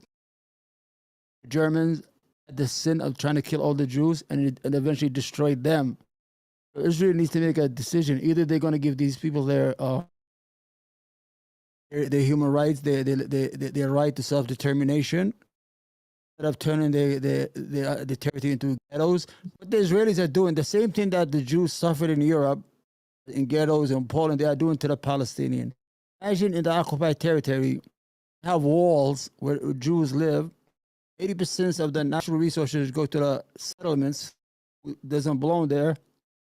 20% goes to the Palestinians, who are like 6-7 million. The Jews, they are only about 500,000. They cannot not farm their land. Olives on. It is what it is. I don't agree with Nick Fuentes. I think Nick Fuentes is a little extreme. A little extreme? A little. Little I bit? mean, he talks out of hate. You see, he talks out of hatred. I don't have any hate. When I talk out of, I criticize. Hey, that's wrong. What you're doing is wrong. You need to say it loud. You don't need to be afraid. I debated one guy one time, like 2 years ago. He put this some of it. I was an anti-Semite. I said, "Fuck you. I got to speak against Israel. If that makes me an anti-Semite, then I'm an anti-Semite." And Nick Fuentes is out of this idea that he's not even pure white. He's Mexican, and all of a sudden he's the leader of the white race. I don't understand. It's like white people can't find the right fucking leader, man. Either Charles Manson. That's true. I agree with you. Like the leader of the white race should absolutely be Rora. Rora should lead us into the future. Proud Boys got that Hispanic guy, Enrique, whatever his name is. Like, they can't find the right motherfucker. I want to be a leader. I'm white. All right. I'll show you how to do it. I'll fucking go in trucks, moving trucks, whole trucks, and dressing in fucking brown shirts and people. You need to have the NACCP, but call it the W, the White Associated, whatever the fuck the word is. The WAC P, the WAACP, Yeah, the you don't white need to, because African, the White American Advancement for Peace. I don't know what the acronym I don't know. stands Yeah, for. but, So. Wick, I agree. You know, though I'm an immigrant, I consider white according to the Constitution, but I still believe that as immigration is wrong, that demographic should be the same. White should be the majority of this country. You think white should be the majority? Hold on, you're cut. Okay, so first of all, Omar, my friend, you're cutting out. Yeah. Your mic is cutting out, so it's hard to hear you. Why? I don't know if your noise gate's too low, right? But it automatically determine input sensitivity on Discord. Yeah. That's what it sounds like. Yeah, so it might be a Discord setting, right? It might be a Discord setting you're using. I'm not sure, but whatever it is, you're cutting out like crazy, so it's hard to hear you. But I'll say this, right? I have no problem with immigration. I think immigration's actually good. Okay, the FD signifier, the N in NAACP stands for national. Thank you, thank you. I am terrible with acronyms, alphabet soup and things like that. But yeah, FD, if you want to call in and talk to us, you're more than welcome. But okay, yeah. How about now? You hear me much now? Better, much better. Thank you, sir. Thank you. You serious? Yeah, I can hear you. You're not cutting out yet. I didn't do shit. Okay, what I said is that you can't have immigration. You cannot overrun the fucking country. Well, why not? What is wrong with letting people into my country? You could let them in, but you cannot overrun the people who are here. It just doesn't make no sense. People have feelings sensitive to that. You know how many wars they go in other countries? Why should white? You see, I'm going to defend white America today. Okay. We need immigration as good as healthy. But to overrun original people and turn them into a minority is going to turn into violence. You're going to have a knee-jerk reaction from those people who are going to feel like they're being drowned or erased. Can't do that. Because I'm from the Middle East. You have all these situations, these sects, the Shia, the Sunnis. Every time one group gets a little bit more than the other, they start fucking killing each other. If they get a little more power, one chair more in their parliament. That's what I'm saying here. So we can have immigration, no problem. It's a big country. It's all empty.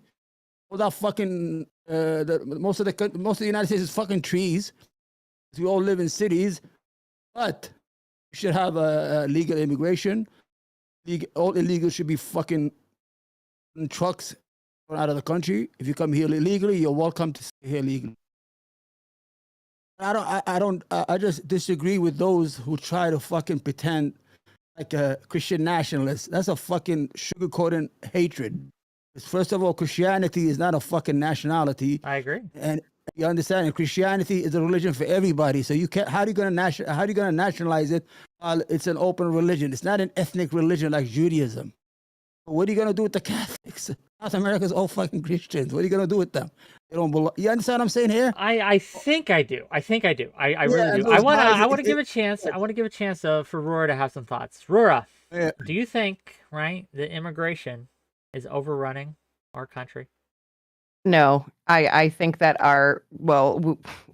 if we're talking about, I hope I didn't misunderstand you by saying America should solely be white or not, but majority. We colonized this country, But so still. we weren't from here.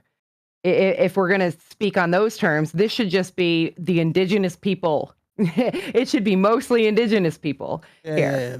So, like, if you want to say that, white people, essentially colonized America and stole land from indigenous people, right? So, I think that they did all the killing.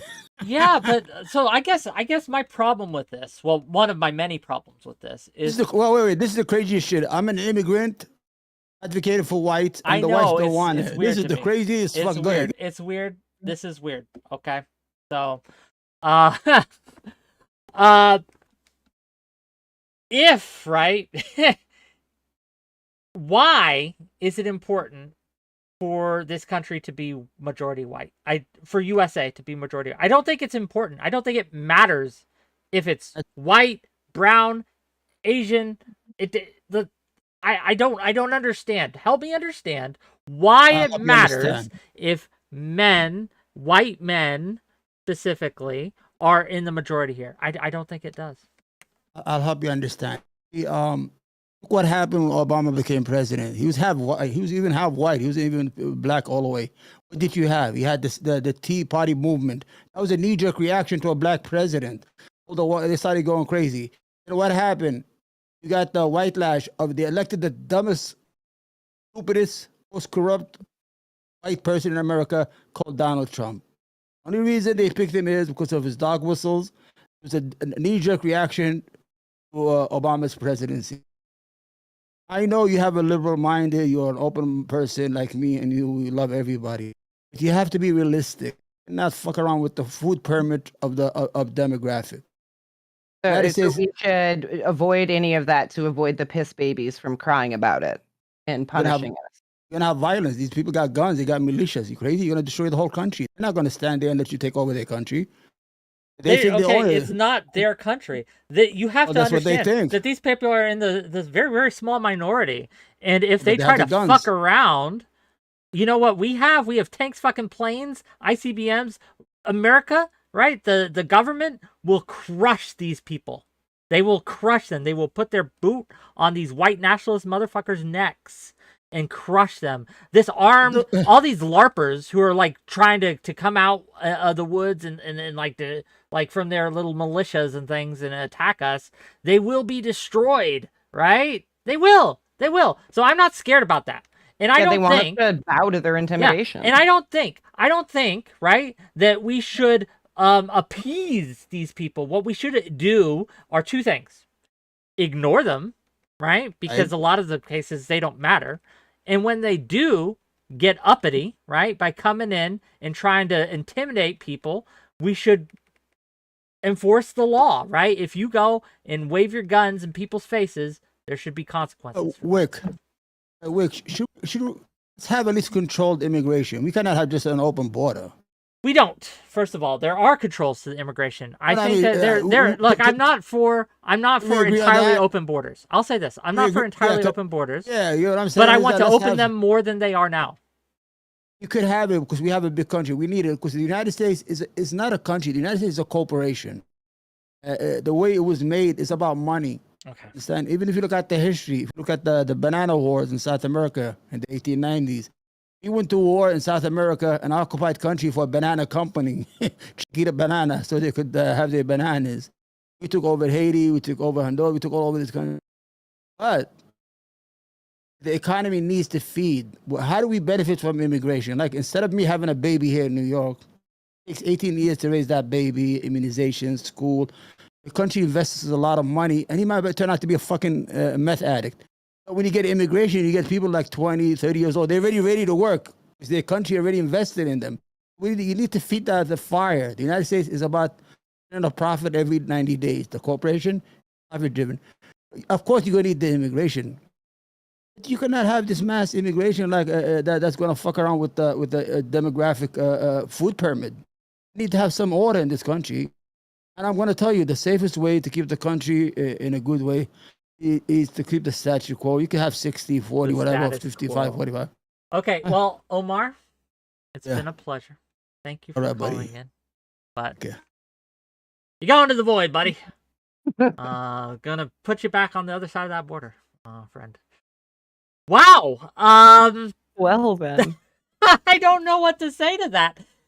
I get that there are some issues, right, that we have to keep in mind. Like, we can't just open the borders entirely and have nothing. I understand that. I get it. But at the same time, there is nothing. Immigrants are less likely to be violent or to start problems because they know if they do, they will be deported, right? And we have to look, if we want a thriving economy, if we want, because he's right that the U.S. is a corporation in a lot of ways. Yep. If they want to be successful, they need to open it up. We need to I want to brain drain the other countries. I want the best and brightest from all over the world to want to come to America and work here, to live here, to raise their families here, to be a part of this community. I don't care if they're from Africa, India, Russia, China, any England. Well, maybe not England or Brit bongers, but you know what I mean? It's like I don't understand why people are so fixated on these things. I don't get it. I don't get it.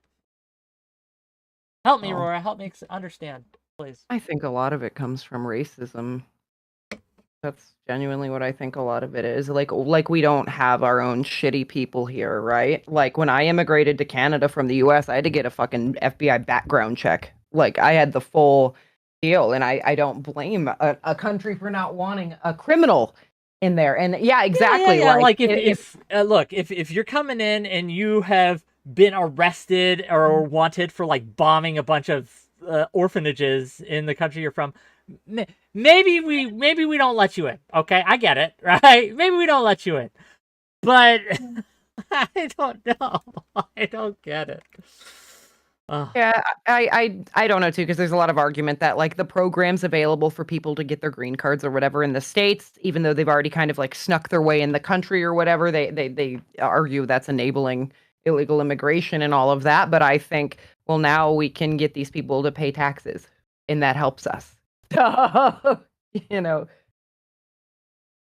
let me help 𝕵𝖎𝖙 out here and make sure that he can get on. Discord's really slow for me today. Is it really slow for anyone else?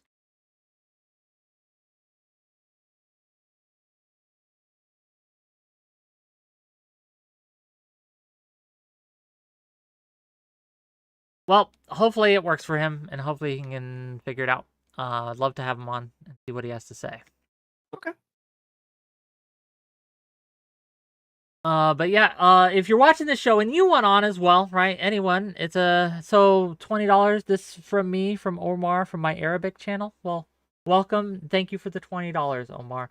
I still want to have you on to debate your take that said Saddam Hussein did nothing wrong. I will find someone to debate with that. I'm curious to see what you have to say. Let's say that. But for now, today, yeah. Thank you again for the $20. So FD signifier. Let me add your. I know you got to react to the rules. It's broken. Let me add you specifically. Let me go to the server settings. Members. I wish this was easier to do, but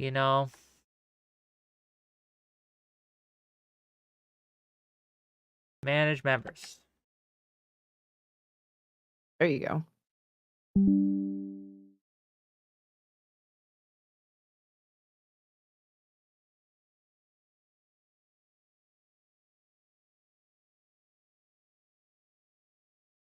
Oh, you're there now? You made it?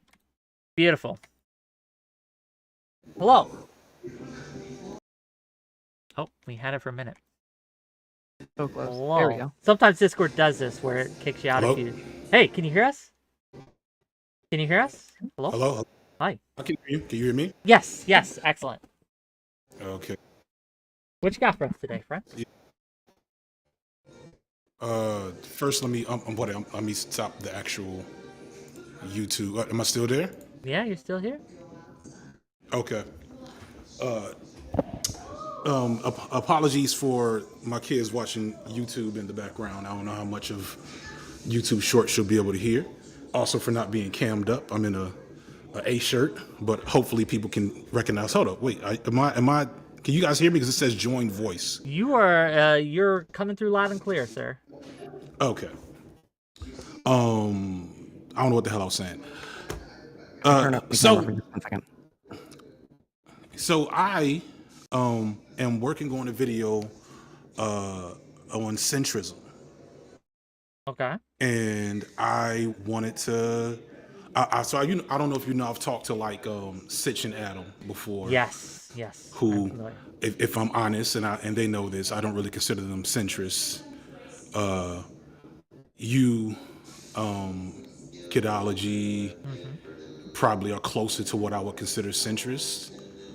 Obviously, I'm much further left, and I'm trying to develop I'm trying to develop a thesis that is better than, I don't know, what's the word I want to use here? That's better than centrism is cowardly right-wing stuff, right? That's kind of very Twitter. That's very Twitter adjacent. And so, you know, I'm gonna probably be pop up on. I'm gonna let Stitch and Adams' heat die down a little bit because they've been bad boys the last week or so with their Anna-Kasparian stuff. Yeah, I kind of just wanted to have a conversation around it. Sure.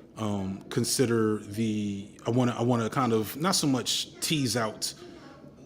I want to tease out some things and have a cordial discussion with someone who I think is pretty solidly in that camp, if that makes sense. I understand what you're saying. I don't know if I consider myself a centrist, but I understand that a lot of people do, and so I haven't fought it as I don't fight it anymore, right? That label, and I would love to have a talk with you about my kind of political philosophies and things like that anytime you want. Yeah. So what is so I thought you were open centrist. I'm sorry for that's fine. You know, not so knowing. yeah, no. Just to kind of explain it a little bit because I know it's hard to it doesn't fit into these neat boxes that we have for things, right? I consider myself a buffet politician. What I mean by that is I take some from the left, I take some from that, some dishes from there. I take some dishes from libertarians, from communism, from socialism, from even the right wing on occasion, and it's issue by issue based, right? So I don't subscribe to an ideology of leftism, but I also don't discount them because they are left. Does that make sense? Like if they're right on an issue, they're right on an issue. They're just correct. Does that make sense? You're not trying to figure out the angle through which the issue becomes invalid based on insert obscure or barely substantiable reasoning. That makes sense. So that sounds like an ideal version of centrism, right? Because when I often hear centrism, what I feel like I usually hear is kind of one of like a couple things. It's a right-wing person that doesn't like how that label holds on them, basically, like what that clothing feels like in, you know, modern social media 2023, you know, atmospheres, Twitter nonsense, etc. Or a liberal person who is kind of low-key anti-trans is what I've kind of like noticed. It's usually just people who are relatively normal with, you know, one or two kinks in their political ideology that they don't want to change on, and they don't like that other people, you know, regard them in a certain way because of those ideologies. So but that's probably, not only is that somewhat unfair, right? That's also underdeveloped. So what would you call it? Like from your perspective, what is a centrist? Okay. Who are some other centrists Sure. I should check out? P.F. Young is someone P.F. Young's on the list. who absolutely internalizes the centrism label. Like he will say he's a centrist. He made a centrist tier list of I saw different that. people. Yeah. He is someone who I think has a much more brazen, I'm a centrist and this is what centrism takes. It's again, for me specifically, it's hard for me to kind of centrism as I see it. Who I would call a centrist is someone who either refuses to pick a team, right?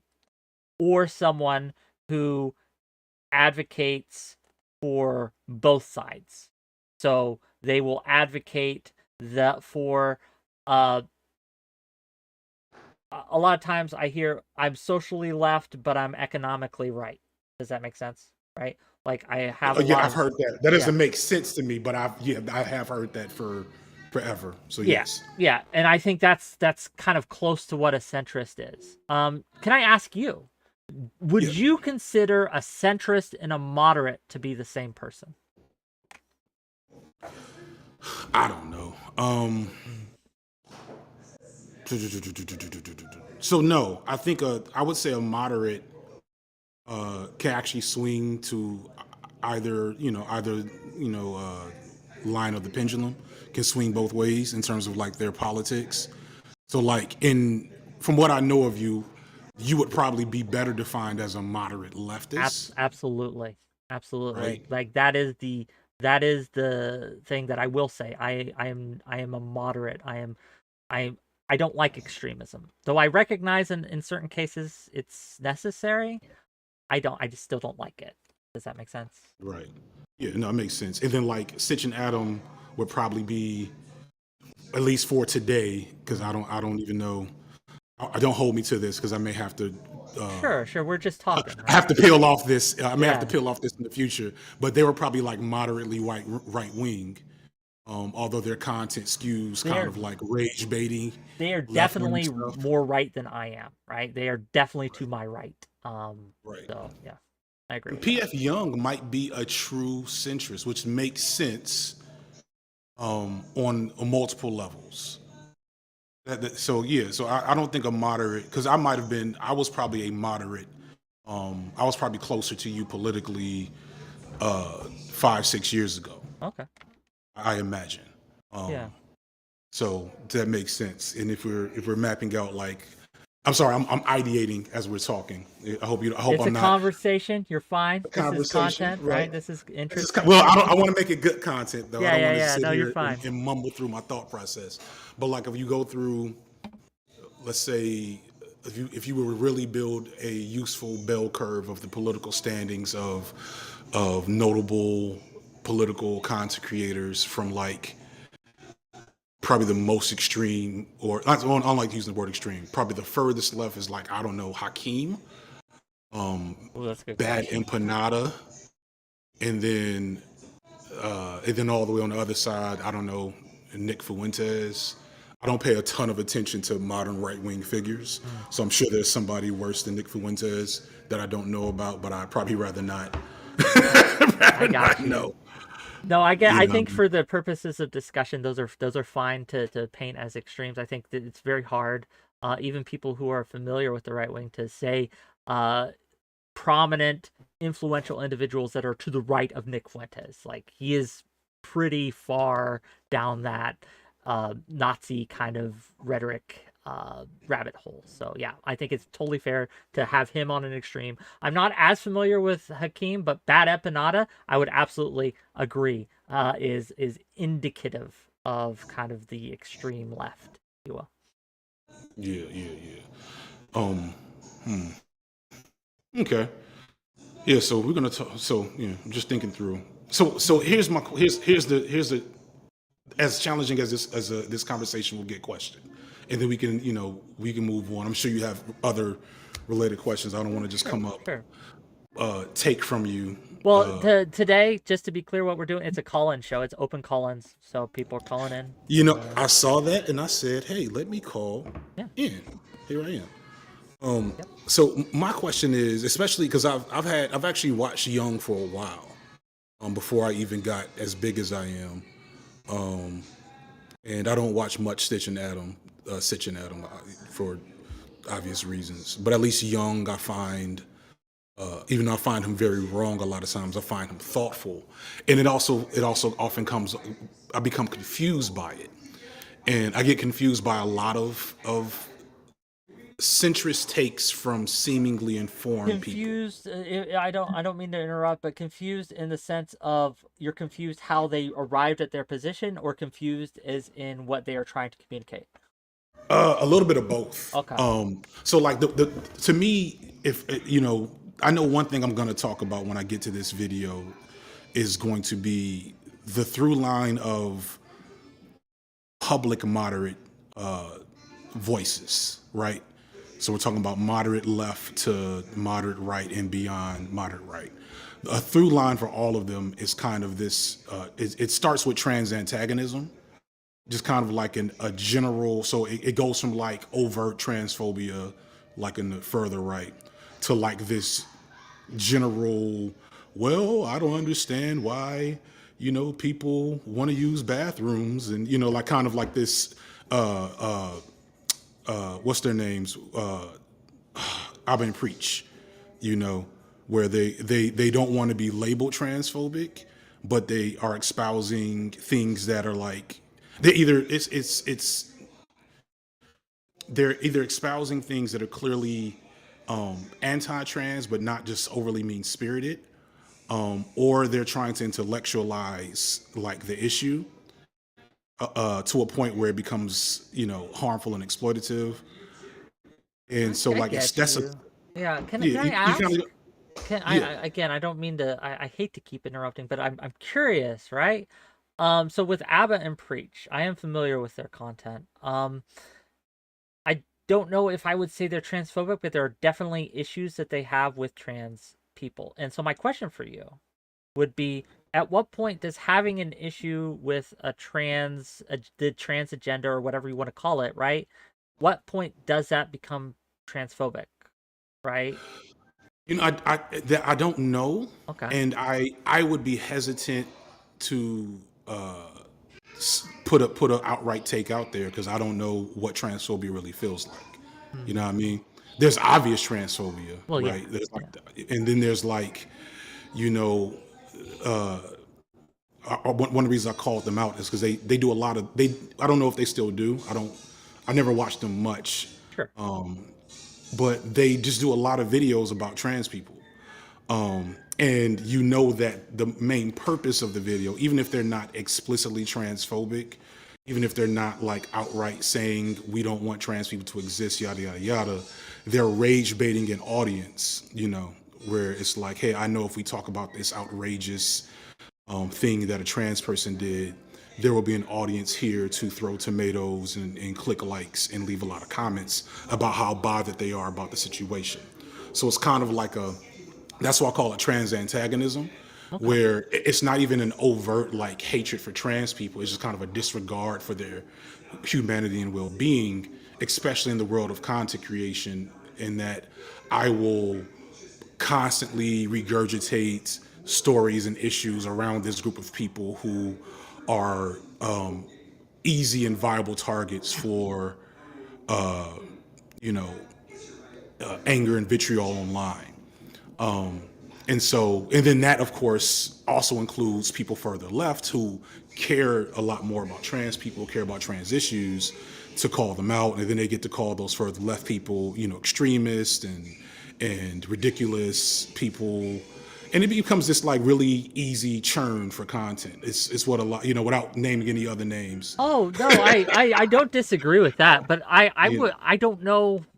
So the issue I'm having, I have an interesting question. Is there ever an instance where someone could, and I'm not saying I believe this or anything, so don't put words into my mouth here, but hypothetically, is there a situation you could think of that someone could say, hey, I don't like this take on trans people, or I don't like what this person is saying and they're trans? Is there any of that isn't doing what you say Abba and Preach do? Is there any situation you could think of where it's genuine? I'm sure there's, so like I've been critical about racism in queer communities before, right? So like there's like stuff that crosses. I'm a big proponent of staying in your lane, and that to me, if I have many, I don't know if it's ever come across, but I have many critiques of the online left. And one of them has been like that people have put content creation over useful engagement with the populations that people make content on. So like the easiest example is, up until a couple of years ago, there was one black creator of note in 𝕵𝖎𝖙, which was 𝕾𝖍𝖎𝖙, who kind of wanted to not be bothered by a lot of the nonsense, and then Cat Black, who had expressed over a decade ago how she was bothered by the economy, the content economy, right, and how like everybody talks about black issues, nobody brings black people around to be a part of the conversation. So I kind of feel the same way with trans issues, in terms of like, is there? I've seen Mia Mulder have a really good conversation around trans women in sports that was nuanced and like it didn't just take a 100% stance on the issue. I've seen ContraPoints, detail a lot of elements around the trans experience, and so like those are the voices that I would want to like answer that question. If that makes sense. It does. It does. I will say this. I haven't seen much of your content, but I did see a few of your videos. And one of the ones that I thought was very excellent, and I commend you for it. I forget the title of it, but it was about the panopticon, right? The idea that we're always being looked at, right, by all the audience, Right. and this kind of leads to how we act, how we behave, and how we interact with groups. I thought that was a very insightful and an interesting perspective. And in that vein, right, I wonder how much of being made into content, or how much of the trans antagonism or the black antagonism, which some people do as well, I wonder how much of that is just an artifact of making content about a group at all. Right? I think a huge. I'm sorry. I don't want to. No, it's fine. I want to interrupt to agree with you. A huge chunk of it is, and it's one thing I think people misunderstand a lot about me, and my like aversion to air quotes debate, is there's a. I'm going to be very gentle with the wording here. There is you don't have to. You can be harsh with. But that's just me. That's just me. Fair, fair. And I don't know this about you in particular. Although Sure. I did see some stuff. But I'm sure you would have criticisms of me, and it's okay to air it, right? So go ahead. I want to stay focused. Basically, not enough people are being considerate enough of what it means to make content about other people's experiences.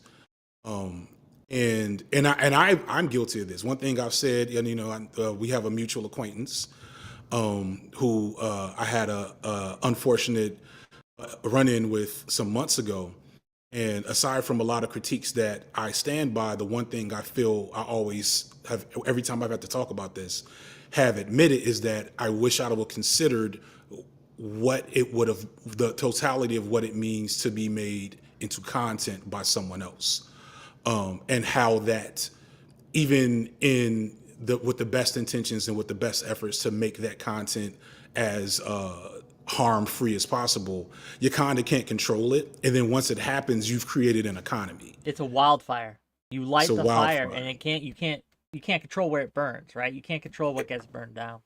Exactly. And so that was a lapse in judgment, right? But as soon as I started getting any type of significant voice on the platform, I knew that I wasn't gonna make content, explicitly engaging with certain populations without those populations being involved in the content. And that's why I'm talking to you right now. Yeah. You know what I'm saying? Because I've had enough engagement with Centrist, and I think it's an interesting enough concept for a video that I will risk, backlash, so to speak, to platform and engage with certain people, because it's too easy to just call, centrism, diet, right wing, whatever.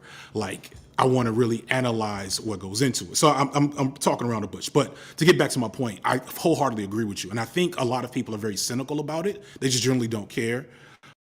They take a very just Spartan attitude towards, well, if it's in the news, we'll talk about it. And it's like, no, these things have consequences for these populations. And when you take a second to recognize that the majority of the political sphere on YouTube getting the clicks and the looks are white people, mostly, cis het white men, if you're actually about, and this is a critique of my side, because I don't expect, Sitch and Adam and going further right to truly care that much about representation. But for people, moderate left going further left, if you're serious about the politics and the ideology, then you should be serious about platforming these groups of people when you talk about their shit.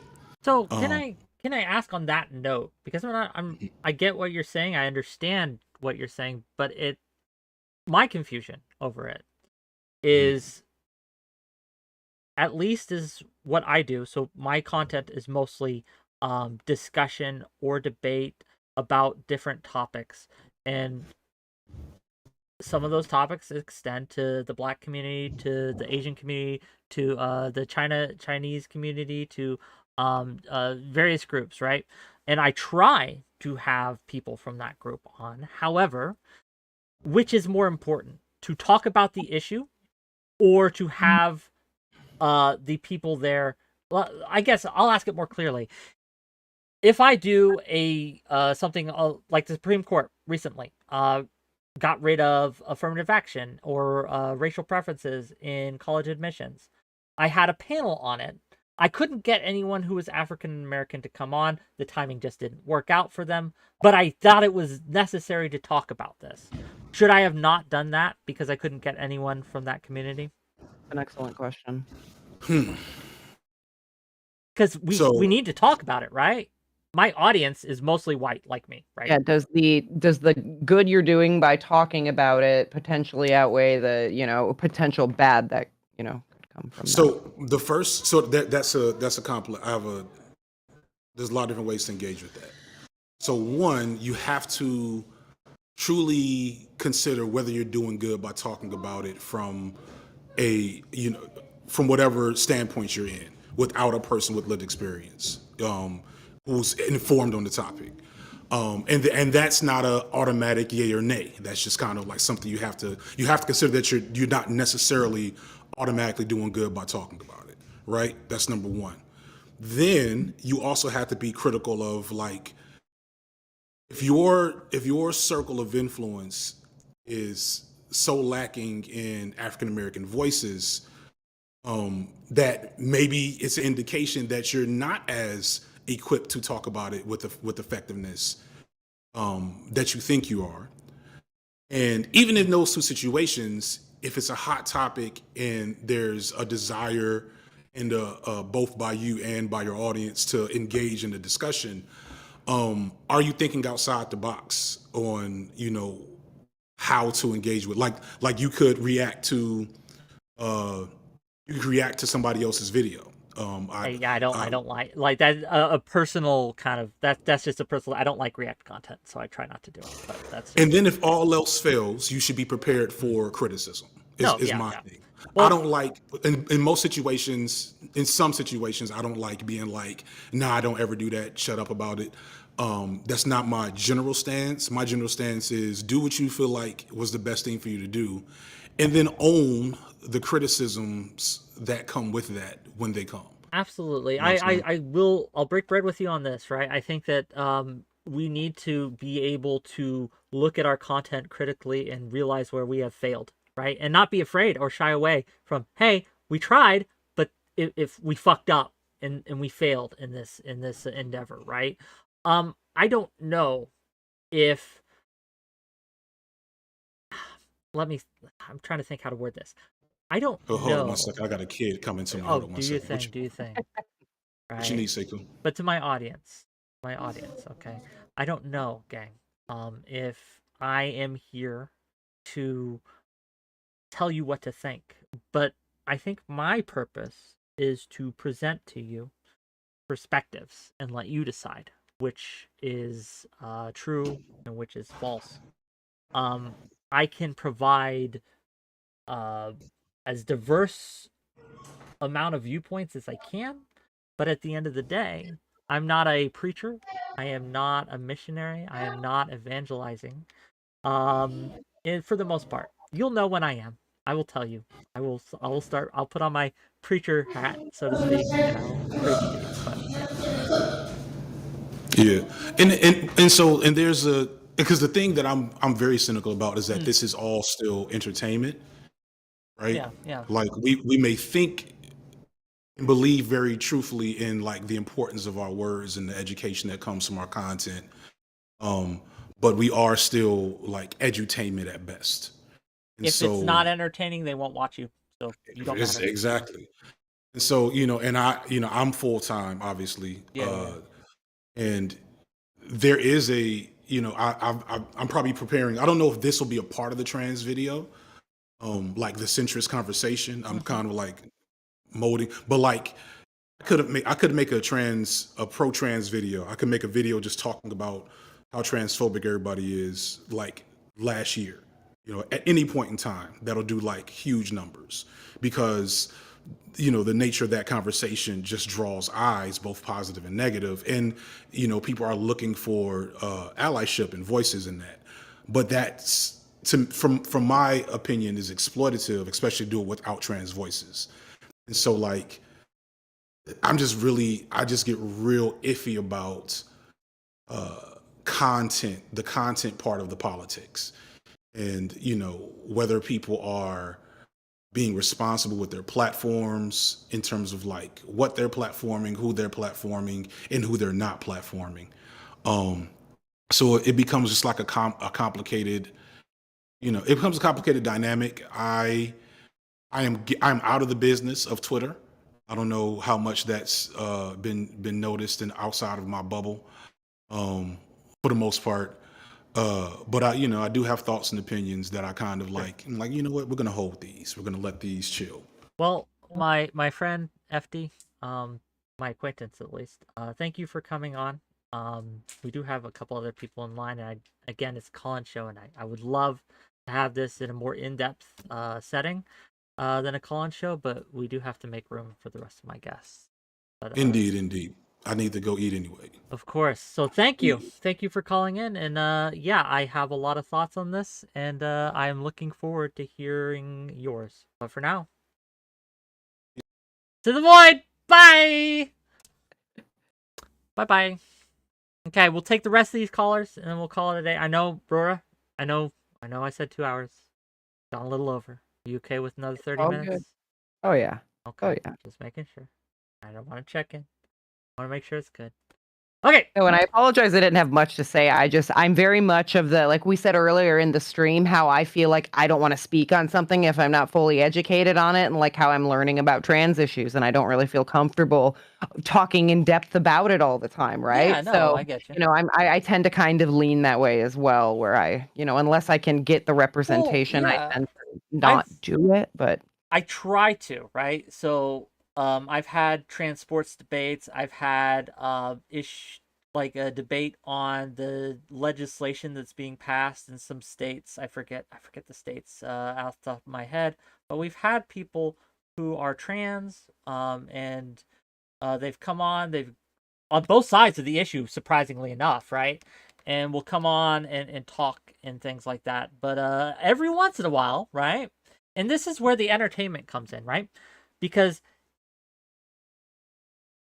I need to put on shows, right? Every week. I need panels. And so if Friday's coming up and I can't get a trans individual to come on, what am I supposed to do? Right? Not have a show? That's how I make money, right? Right. So I don't know. It's a hard situation. Let's bring on the next guest. Bit of a gray area. Bring on the next guest. Hello. You're live. Hello? Hello. Hey, you got a camera for us, sir? Yeah, I got you. Man, I haven't used Discord in a minute.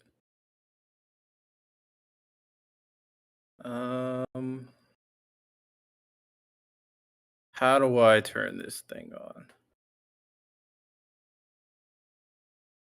Ranger and Rogue, while you're getting it, Ranger and Rogue, do you think I sucked his dick? Is that your takeaway here?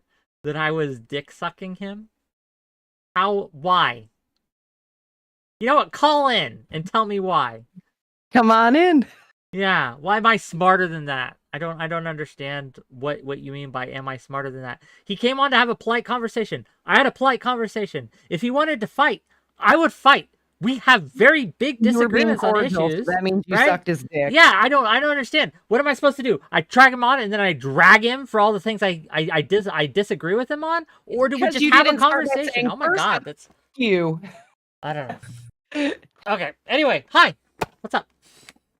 What's going on? How you been, man? Stasis sublimate. Would I treat? I'm sorry, I'm dealing with my chat. Would I No, treat you're Nick good. Fuentes if he came on with that same energy? Yes. If he started talking mad shit about Nazis, and Nazi stuff, I would fight him on it. But FD didn't do that. He was being very reasonable and just having a Yeah, he was conversation. just having a conversation. This is what I think. Okay, right. Anyway, sorry about that. Randall, You're good. Radell. Riddell. Apologies. How are you? Yeah, no problem.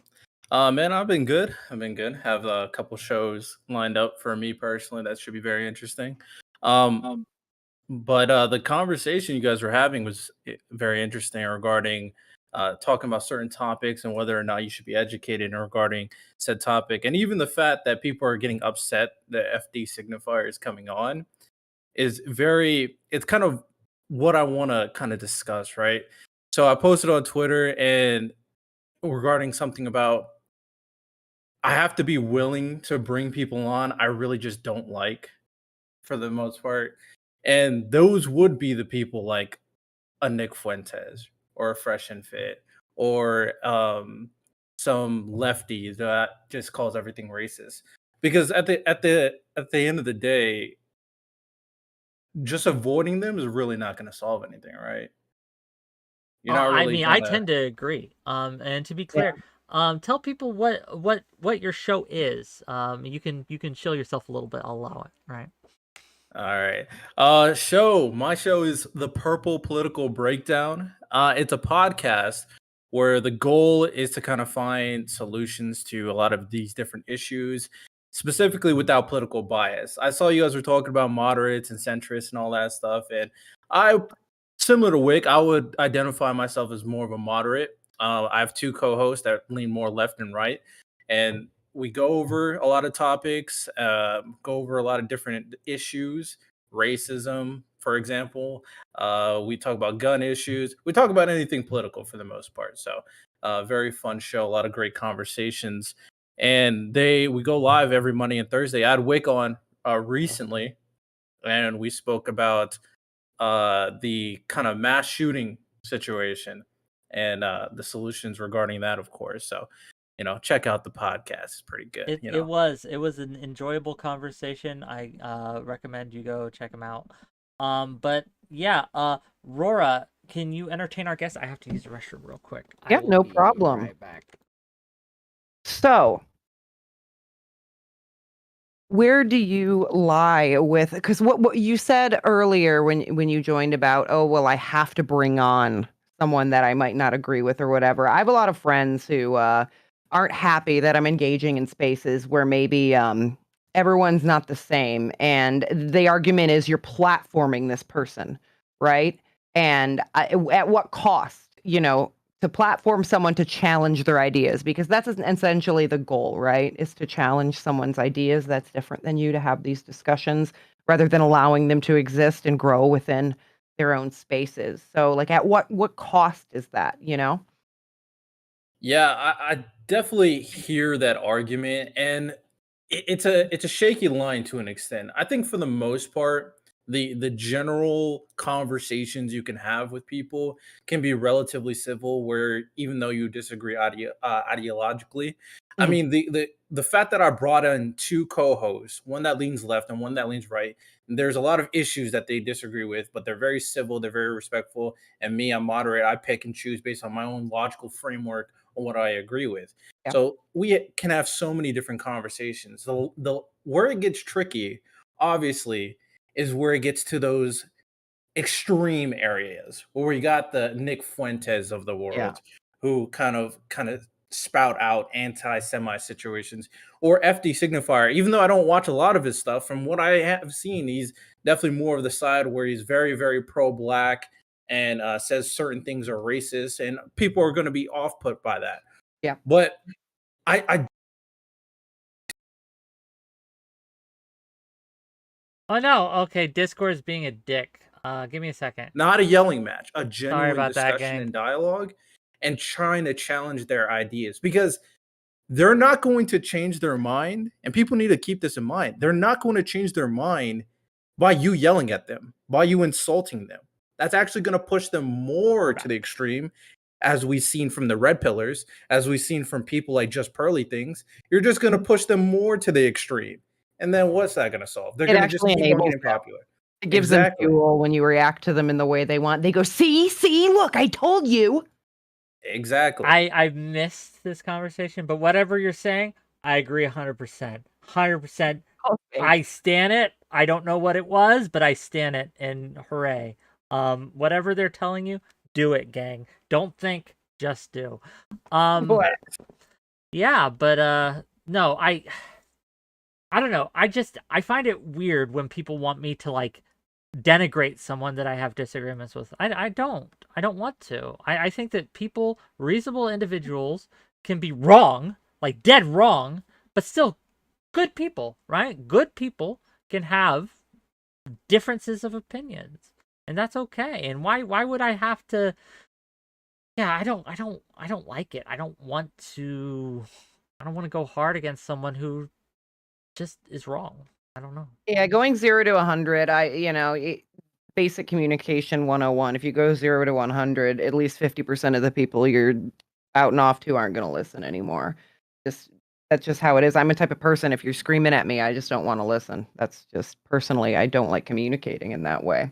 And I understand why someone may want to scream. I understand why someone may want to be emotional or be emotionally charged, but emotions don't always help in communication. True. Okay. Anything else? We only have about 20 minutes left. I want to get to everyone, but is there No anything worries. you had for me? I definitely joined late. Yeah. I guess the only thing I will say to people when they're kind of engaging with other people in different spheres, whether it's Twitter or whether you're in someone's stream, is that a powerful tool that I feel like people just don't utilize enough is listening. I know you may have heard the kind of dad talk is like, hey, you gotta listen, can't just hear me, you gotta listen to me. But honestly, it's actually a pretty powerful tool. And then you listen to how dumb they sound, and then you can kind of attack that, you know what I'm saying? But civilly, of course. Fair enough. So yeah, that's all I got. Okay. You know what we got for you, friend? The Void. It comes for us all. I was waiting. I knew it. Yeah, check him out, gang. He runs the Purple Political podcast. Look it up. Check it out. Bring on the next guest. Do you know who was first? Admiral Ranger? Were you looking at all? Do you know? I think Gibbs was in there, but Ranger was the one who wanted to fight with you. Let's fight Ranger. Sorry, Gibbs. Wait a second for us. I want to know how I sucked someone's dick. Okay, Ranger. You got a camera for us? Demonstrate to us how he sucked his. Yeah, can you show us?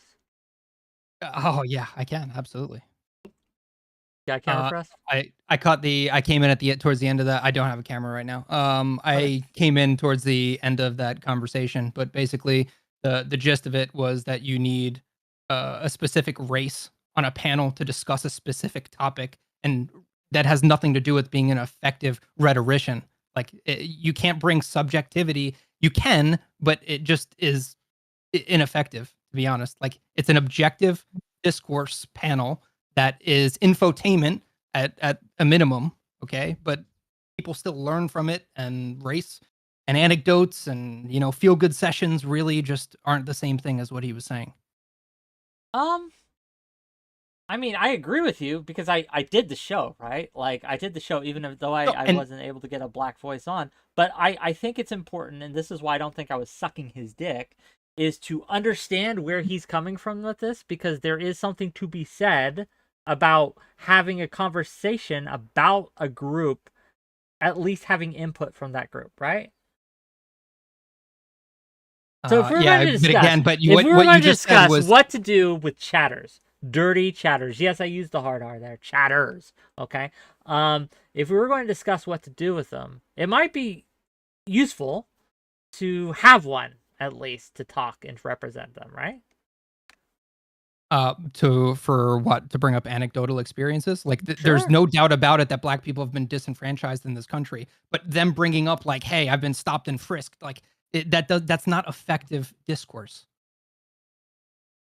I mean, maybe not, but I think anecdotes have a place. I do believe that. Like, honestly, if you watch a debate where it's all studies, that's boring. Have you ever watched one of those? No one, like they're sitting and they're going through the methodology of a study and they're trying to find, okay, well, how did they build this predictive model to showcase what they're trying to elucidate in the thing? Oh my God, I'm losing viewers as we speak, even describing this, right? Like no one wants to watch that. People relate to people, and part of that is having people to discuss about their anecdotal experience and a thing. I don't think that you should view it as gospel. I disagree with anyone who says that, and I don't think that a black person has any better view on Martin Luther King, for example. Let's use that a recent example than I do, especially if they haven't read his work, and I have. I think that makes me more qualified to talk about it than someone who has read 2 quotes about it on Twitter. I absolutely believe that, right? And biology has nothing to do with that, Wick. You studied it and you learned it. Yeah. That made you effective at speaking about it and fixing the issues surrounding it. So that's why it wasn't just me in chat. There was like 5 or 6 people, because we know your stance on it, because you're pretty pragmatic and you weigh out all options typically when issues arise. And now I'm sucking your dick. Please. But basically, when you just we've seen it before. I think it was with like kidology as well. Like you've kind of given in on a little bit.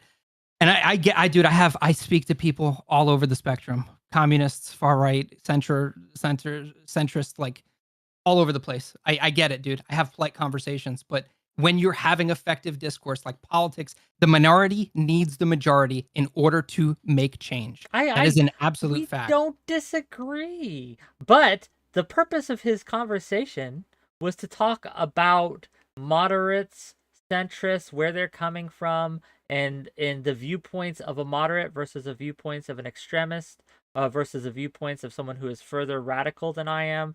And I think that in that context of that discussion, just hearing his point and engaging with it is perfectly acceptable and fine, because again, there's my biggest thing, the thing that I am a zealot for, is free speech. And part of that is realizing that maybe I'm wrong. Maybe I'm wrong. Maybe moderation isn't the way. And so I let a radical have his say. I entertain what he's saying. I take it seriously. I model it in my mind. I go through it, and then we discuss. Now, obviously, in the context of an open call-in show where we have 20 minutes max to talk, right? We can't really get to the nitty-gritty, nuanced details and all that. But hopefully, that was the opening salvo in a discussion where I can, if I do disagree with him, and I do, push back, right? Yeah, I guess my so I'm sorry. You spoke first. I'm sorry. I just think that there's this emotional reaction of, oh, you immediately didn't go hard on him.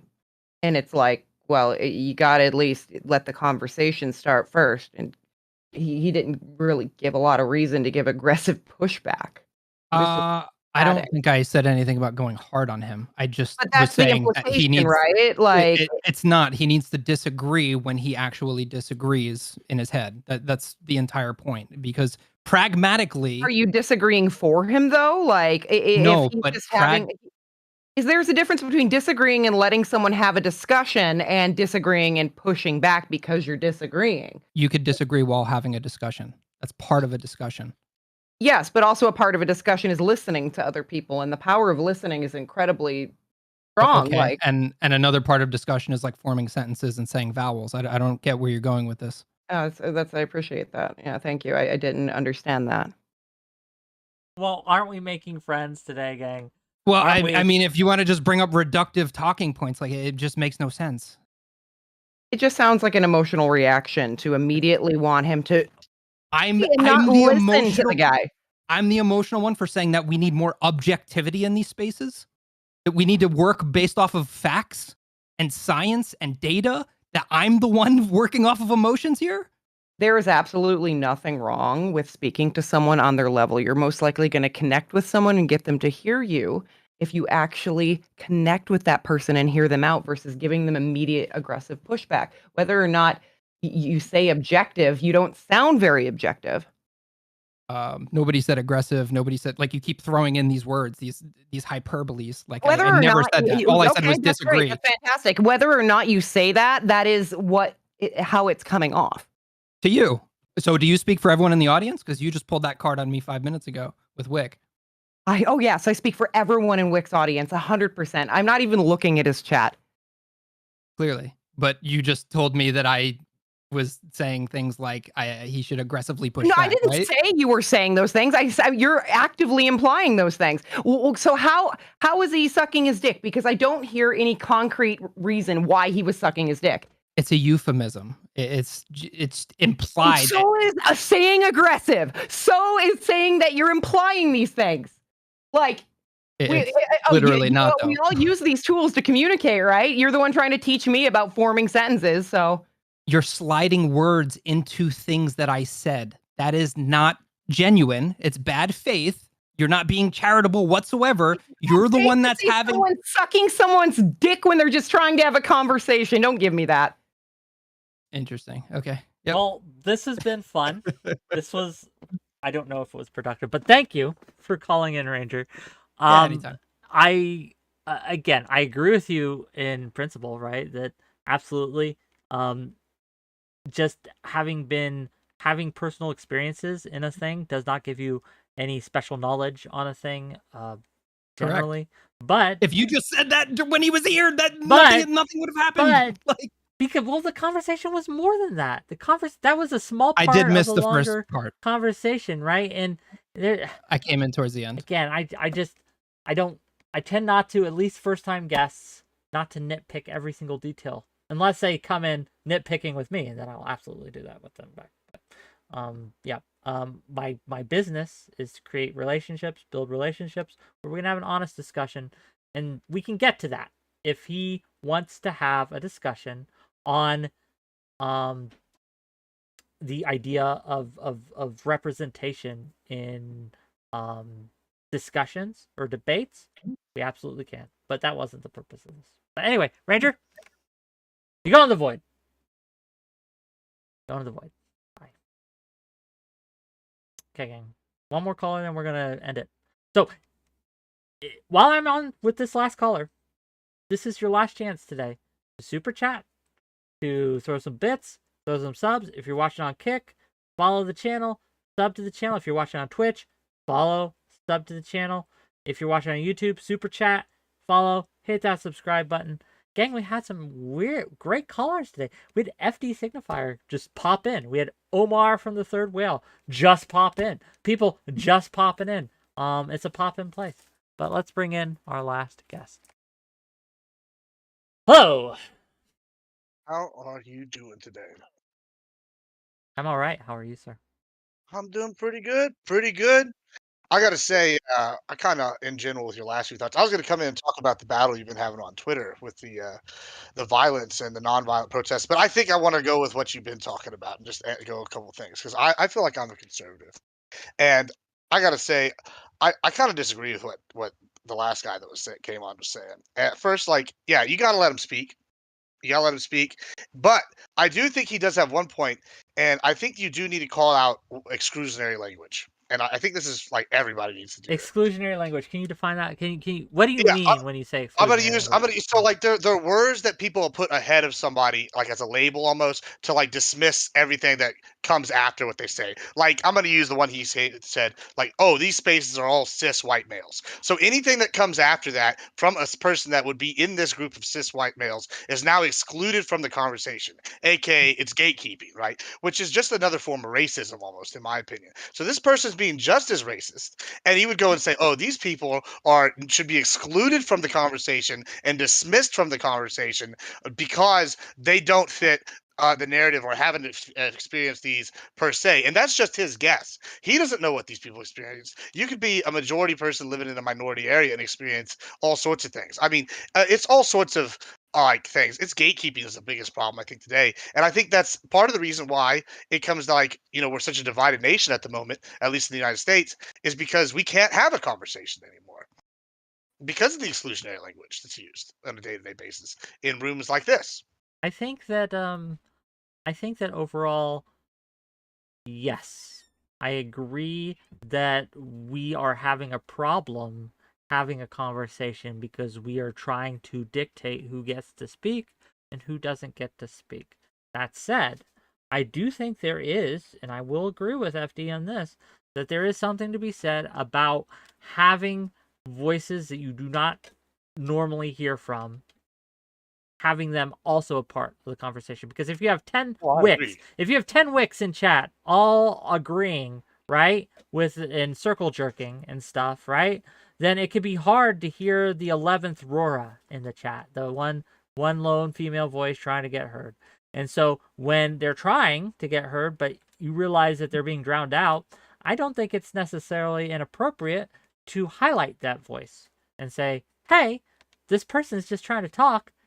Let's listen. Now, that doesn't mean we say don't talk to the 11 wicks in chat, right? Obviously.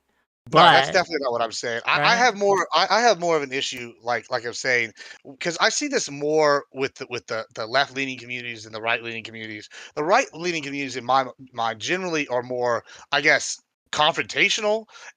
Like, for lack of a better word, they're more willing to like engage with a topic that they might find distasteful, as opposed to I know he was mentioning trans rights. I covered trans rights quite a bit when I was working for BoneSnapper.com as an MMA journalist. And like, if you have an opinion opposite of what the mainstream is, now I'm not trans, but I have opinion about when I was helping women MMA go. I definitely have opinion on women MMA fighters, right? And I definitely don't want them to get injured by, say, if I started competing at their weight class, right? That's an opinion I have. I feel like that's a valid opinion, and we should be able to ask questions about why, X, Y, Z. I shouldn't automatically be labeled a transphobe just because I have an opinion based off there like is my life well, experience. sure, Like, but let which me is ask. basically what I'm saying. First of all, $20 from Temperate Takes to say appreciated the calm discussion after the panel yesterday. So many in chat just looking for a fight. That's fine. We tend to fight here too. But thank you for the $20 and thank you for the appreciation. But I want to say, do you ever think that there is a point where it does become transphobic though? Right? Where I absolutely do. where Here's we why. can use and people and just to take that side here, where you can use this kind of idea that, oh, I just have these concerns, but weaponize them to push an anti-trans agenda. You don't Yeah, think but that that, can that, happen? that comes down to, so is an anti-trans agenda necessarily a transphobic agenda in some regards? In some regards, yes, but I it's think nuanced. absolutely. Like, for Well, example, for Matt example, Walsh, right, has an anti-trans agenda that's I will agree with that. transphobic. Absolutely, right? I'll agree with There's that. no However, question. what about that female athlete that's not anti-trans from the one that got second place in nationals in swimming? That seems I don't very know much. upset I about don't that. know enough about her to Yeah, speak I on mean, her. so I feel like there's lots of examples where one is like, hey, actually got disenfranchised at the expense of another, and one is like Matt Walsh. And I feel like there's one is an actual conversation, and then yes, you can say someone's going to take one way of talking and turn it extreme, but isn't like that the whole reason why they're an extremist? I Is agree they're with thinking you. they can I talk agree right? with you in this way, right? That there are too many people who mistake genuine questions for leading gotchas and they dismiss it out of hand. So there are plenty of people who will use kind of questions that that are leading in a way to kind of get people into gotchas. But there are some people who just don't know and who are just trying to figure it out. Who are just they don't understand about the issue because they're not part of the group. They don't understand about black issues, about trans issues. We can even take it out of racial or identity politics lines, and they don't understand about conservative issues, right? They don't know. They don't know any conservatives. They don't live around any conservatives, right? They have no idea. So what they've heard all the time from various sources that you're all racists, right? So they ask you, hey, why are conservatives racist? Now, they're genuinely trying to figure it out because they don't understand, don't know.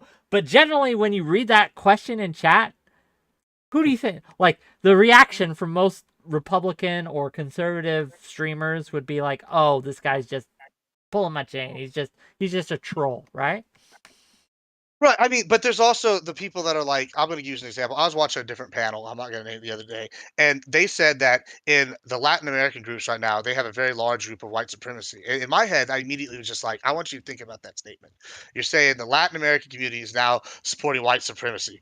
I'm like, I don't know if you've met very many white supremacists, but they don't like Latin American people just as much as they don't like any of the other groups. So how, like, it's very exclusion. It's almost like if they start saying anything conservative as a group, then suddenly we're going to find a reason for them to be like excluded or dismissed for XYZ is evil. What's your thoughts, Roy? I want you to get your thoughts in here before we let this chuckle fuck out of here. We love you, by the way. Oh, good. Not to be forgotten. I just think that if we're going to talk about exclusionary language and we're going to talk about, I think sometimes it's necessary. I do think that we need to kind of, I guess, push for people to be able to have that discourse. But I do think and agree that people are often labeled a certain way and accused of being a certain or thinking a certain way. I used to be very much one of those people who would try to participate in discussions around the Black community. And I had very good intentions. And I was really just trying to educate myself. And I got myself in essentially a room full of the wrong people. And it made me not want to ask questions and educate myself more. So I think that is a very delicate line to toe. And I also think that there are also a lot of people who play the game where they're like, I just want to educate myself. I'm just asking a question. But they're really just playing the contrarian game because they fucking like it and think it's funny. So I think that can also be weaponized. I think it's pretty touchy, but hard line to toe. yeah, But it's a very hard line to toe, that's for sure. But I agree that, like, for example, if Wick's doing a panel and he does his genuine best to get a Black person on to discuss a specific topic, but they can't come on, he did do his due diligence. But Wick is also really good at taking criticism. So it's true. Yeah, I definitely think you do a good job of trying to get the representation for panels. I'll be honest, I'm not perfect at it. I mess up all the time, right? I make mistakes. Sometimes mid-panel I realize, man, I screwed the pooch on this one. I should have had a different guest list, or the topic was framed in the wrong way, and it happens on occasion, and we just have to suck it up. I will say this, that a lot of times I hear, and this is my personal pet peeve, it's not my job to educate you. I hate that line. I hate it. Because it is. It is my job. It is your job. It is everyone's job to educate each other. It's your responsibility. Let's say that. It's your responsibility, because if you don't educate people on what you believe and what you think and what's going on with your life and with your whatever causes you seem to care about, if you don't educate people on that, other people will make it their job to do so, and you may not like what they want to preach, right? So you have to take it upon yourself to put in, and it is tiring, it does get exhausting, to put in the energy to educate others, or to at least lead them to someone who will, right? If you don't do that, you are failing. You just are. So, and we all fail all the time. That's not... But I do think that it should, be encouraged. Encouraged indeed. Yeah, I definitely think that any kind of discussion is good, because like you've been kind of warned about this on Twitter quite a bit about the violence versus nonviolent protest. Oh, yeah. And I think that people really don't understand that if we start excluding people from the conversations, like the 𝕾𝖍𝖎𝖙𝖘𝖍𝖔𝖜, like the Farrakhan's, how do you think a conversation between me looking like me with Farrakhan would go? It'd be pretty wild, right? But I think those conversations need to be had in order to avoid the violence that's definitely coming at some point if America doesn't actually have some kind of discussion soon. I disagree with that. I don't think we are near violence yet. I don't either. I don't think we are. But for now, you know what we are near? Sending you to the void. Is that violence? Did I do violence to him? I'm not. Yes, sure. You did. You just did one violence. One violence, gang. One single violence. Okay. Well, thank you for coming and being my co-host today. Did you have fun? Yes, I did. I very much had fun. This is fun. I like it. I know it's a little. I'm putting undue pressure on you, asking you publicly, right, about if you enjoyed it, because what are you supposed to say? This is manipulation. No, right? It is manipulation. It's manipulation. But no, I'm sure if you don't enjoy it, I'll hear from you soon. But are you still streaming after this? Are you going to keep going? I'll be going live for about another hour. Yeah. We'll right into you. Well, isn't that sweet? It's just RoraPickles, right? It's Rora, just Rora on Twitch. Just Rora. Okay, hopefully we're going to the right place. It's a pickle, so I'm assuming it is. Gang, when you get there, okay, when you get there, make sure that you follow her channel because she's great. And also spam the emotes if you got them and let her know that this is a hate raid. What do we got coming up? Okay, tomorrow, gang, where we're going to talk about origin of language. Should be a much shorter stream because I'm pretty tired. The night on Thursday, we're going to go at 9 p.m. Eastern, so it's later than I normally thought. We're going to go on the Crucible to debate 𝕵𝖎𝖎𝖙𝖘𝖍𝖔𝖜 on which is more effective, violence or non-violence, in getting political change. He, surprisingly enough, believes that violence is the way to go. I disagree. Then, on Friday, we're going to have another debate on contraception, sponsored by Rebellion Pack. So it's going to be another sponsored stream. It's going to be great. Check it out. Saturday, I know it's a very full week. Saturday, we're going to be debating with President Sunday on the same topic. President Sunday and 𝕵𝖎𝖎𝖙𝖘𝖍𝖔𝖜 have the same take, and so we're going to fight. It's going to be Fighting interesting. the same thing all week, aren't you, bud? From the right to the left. It's how we do it. But for now, I bid thee adieu. See you guys tomorrow. Bye. Okay. I think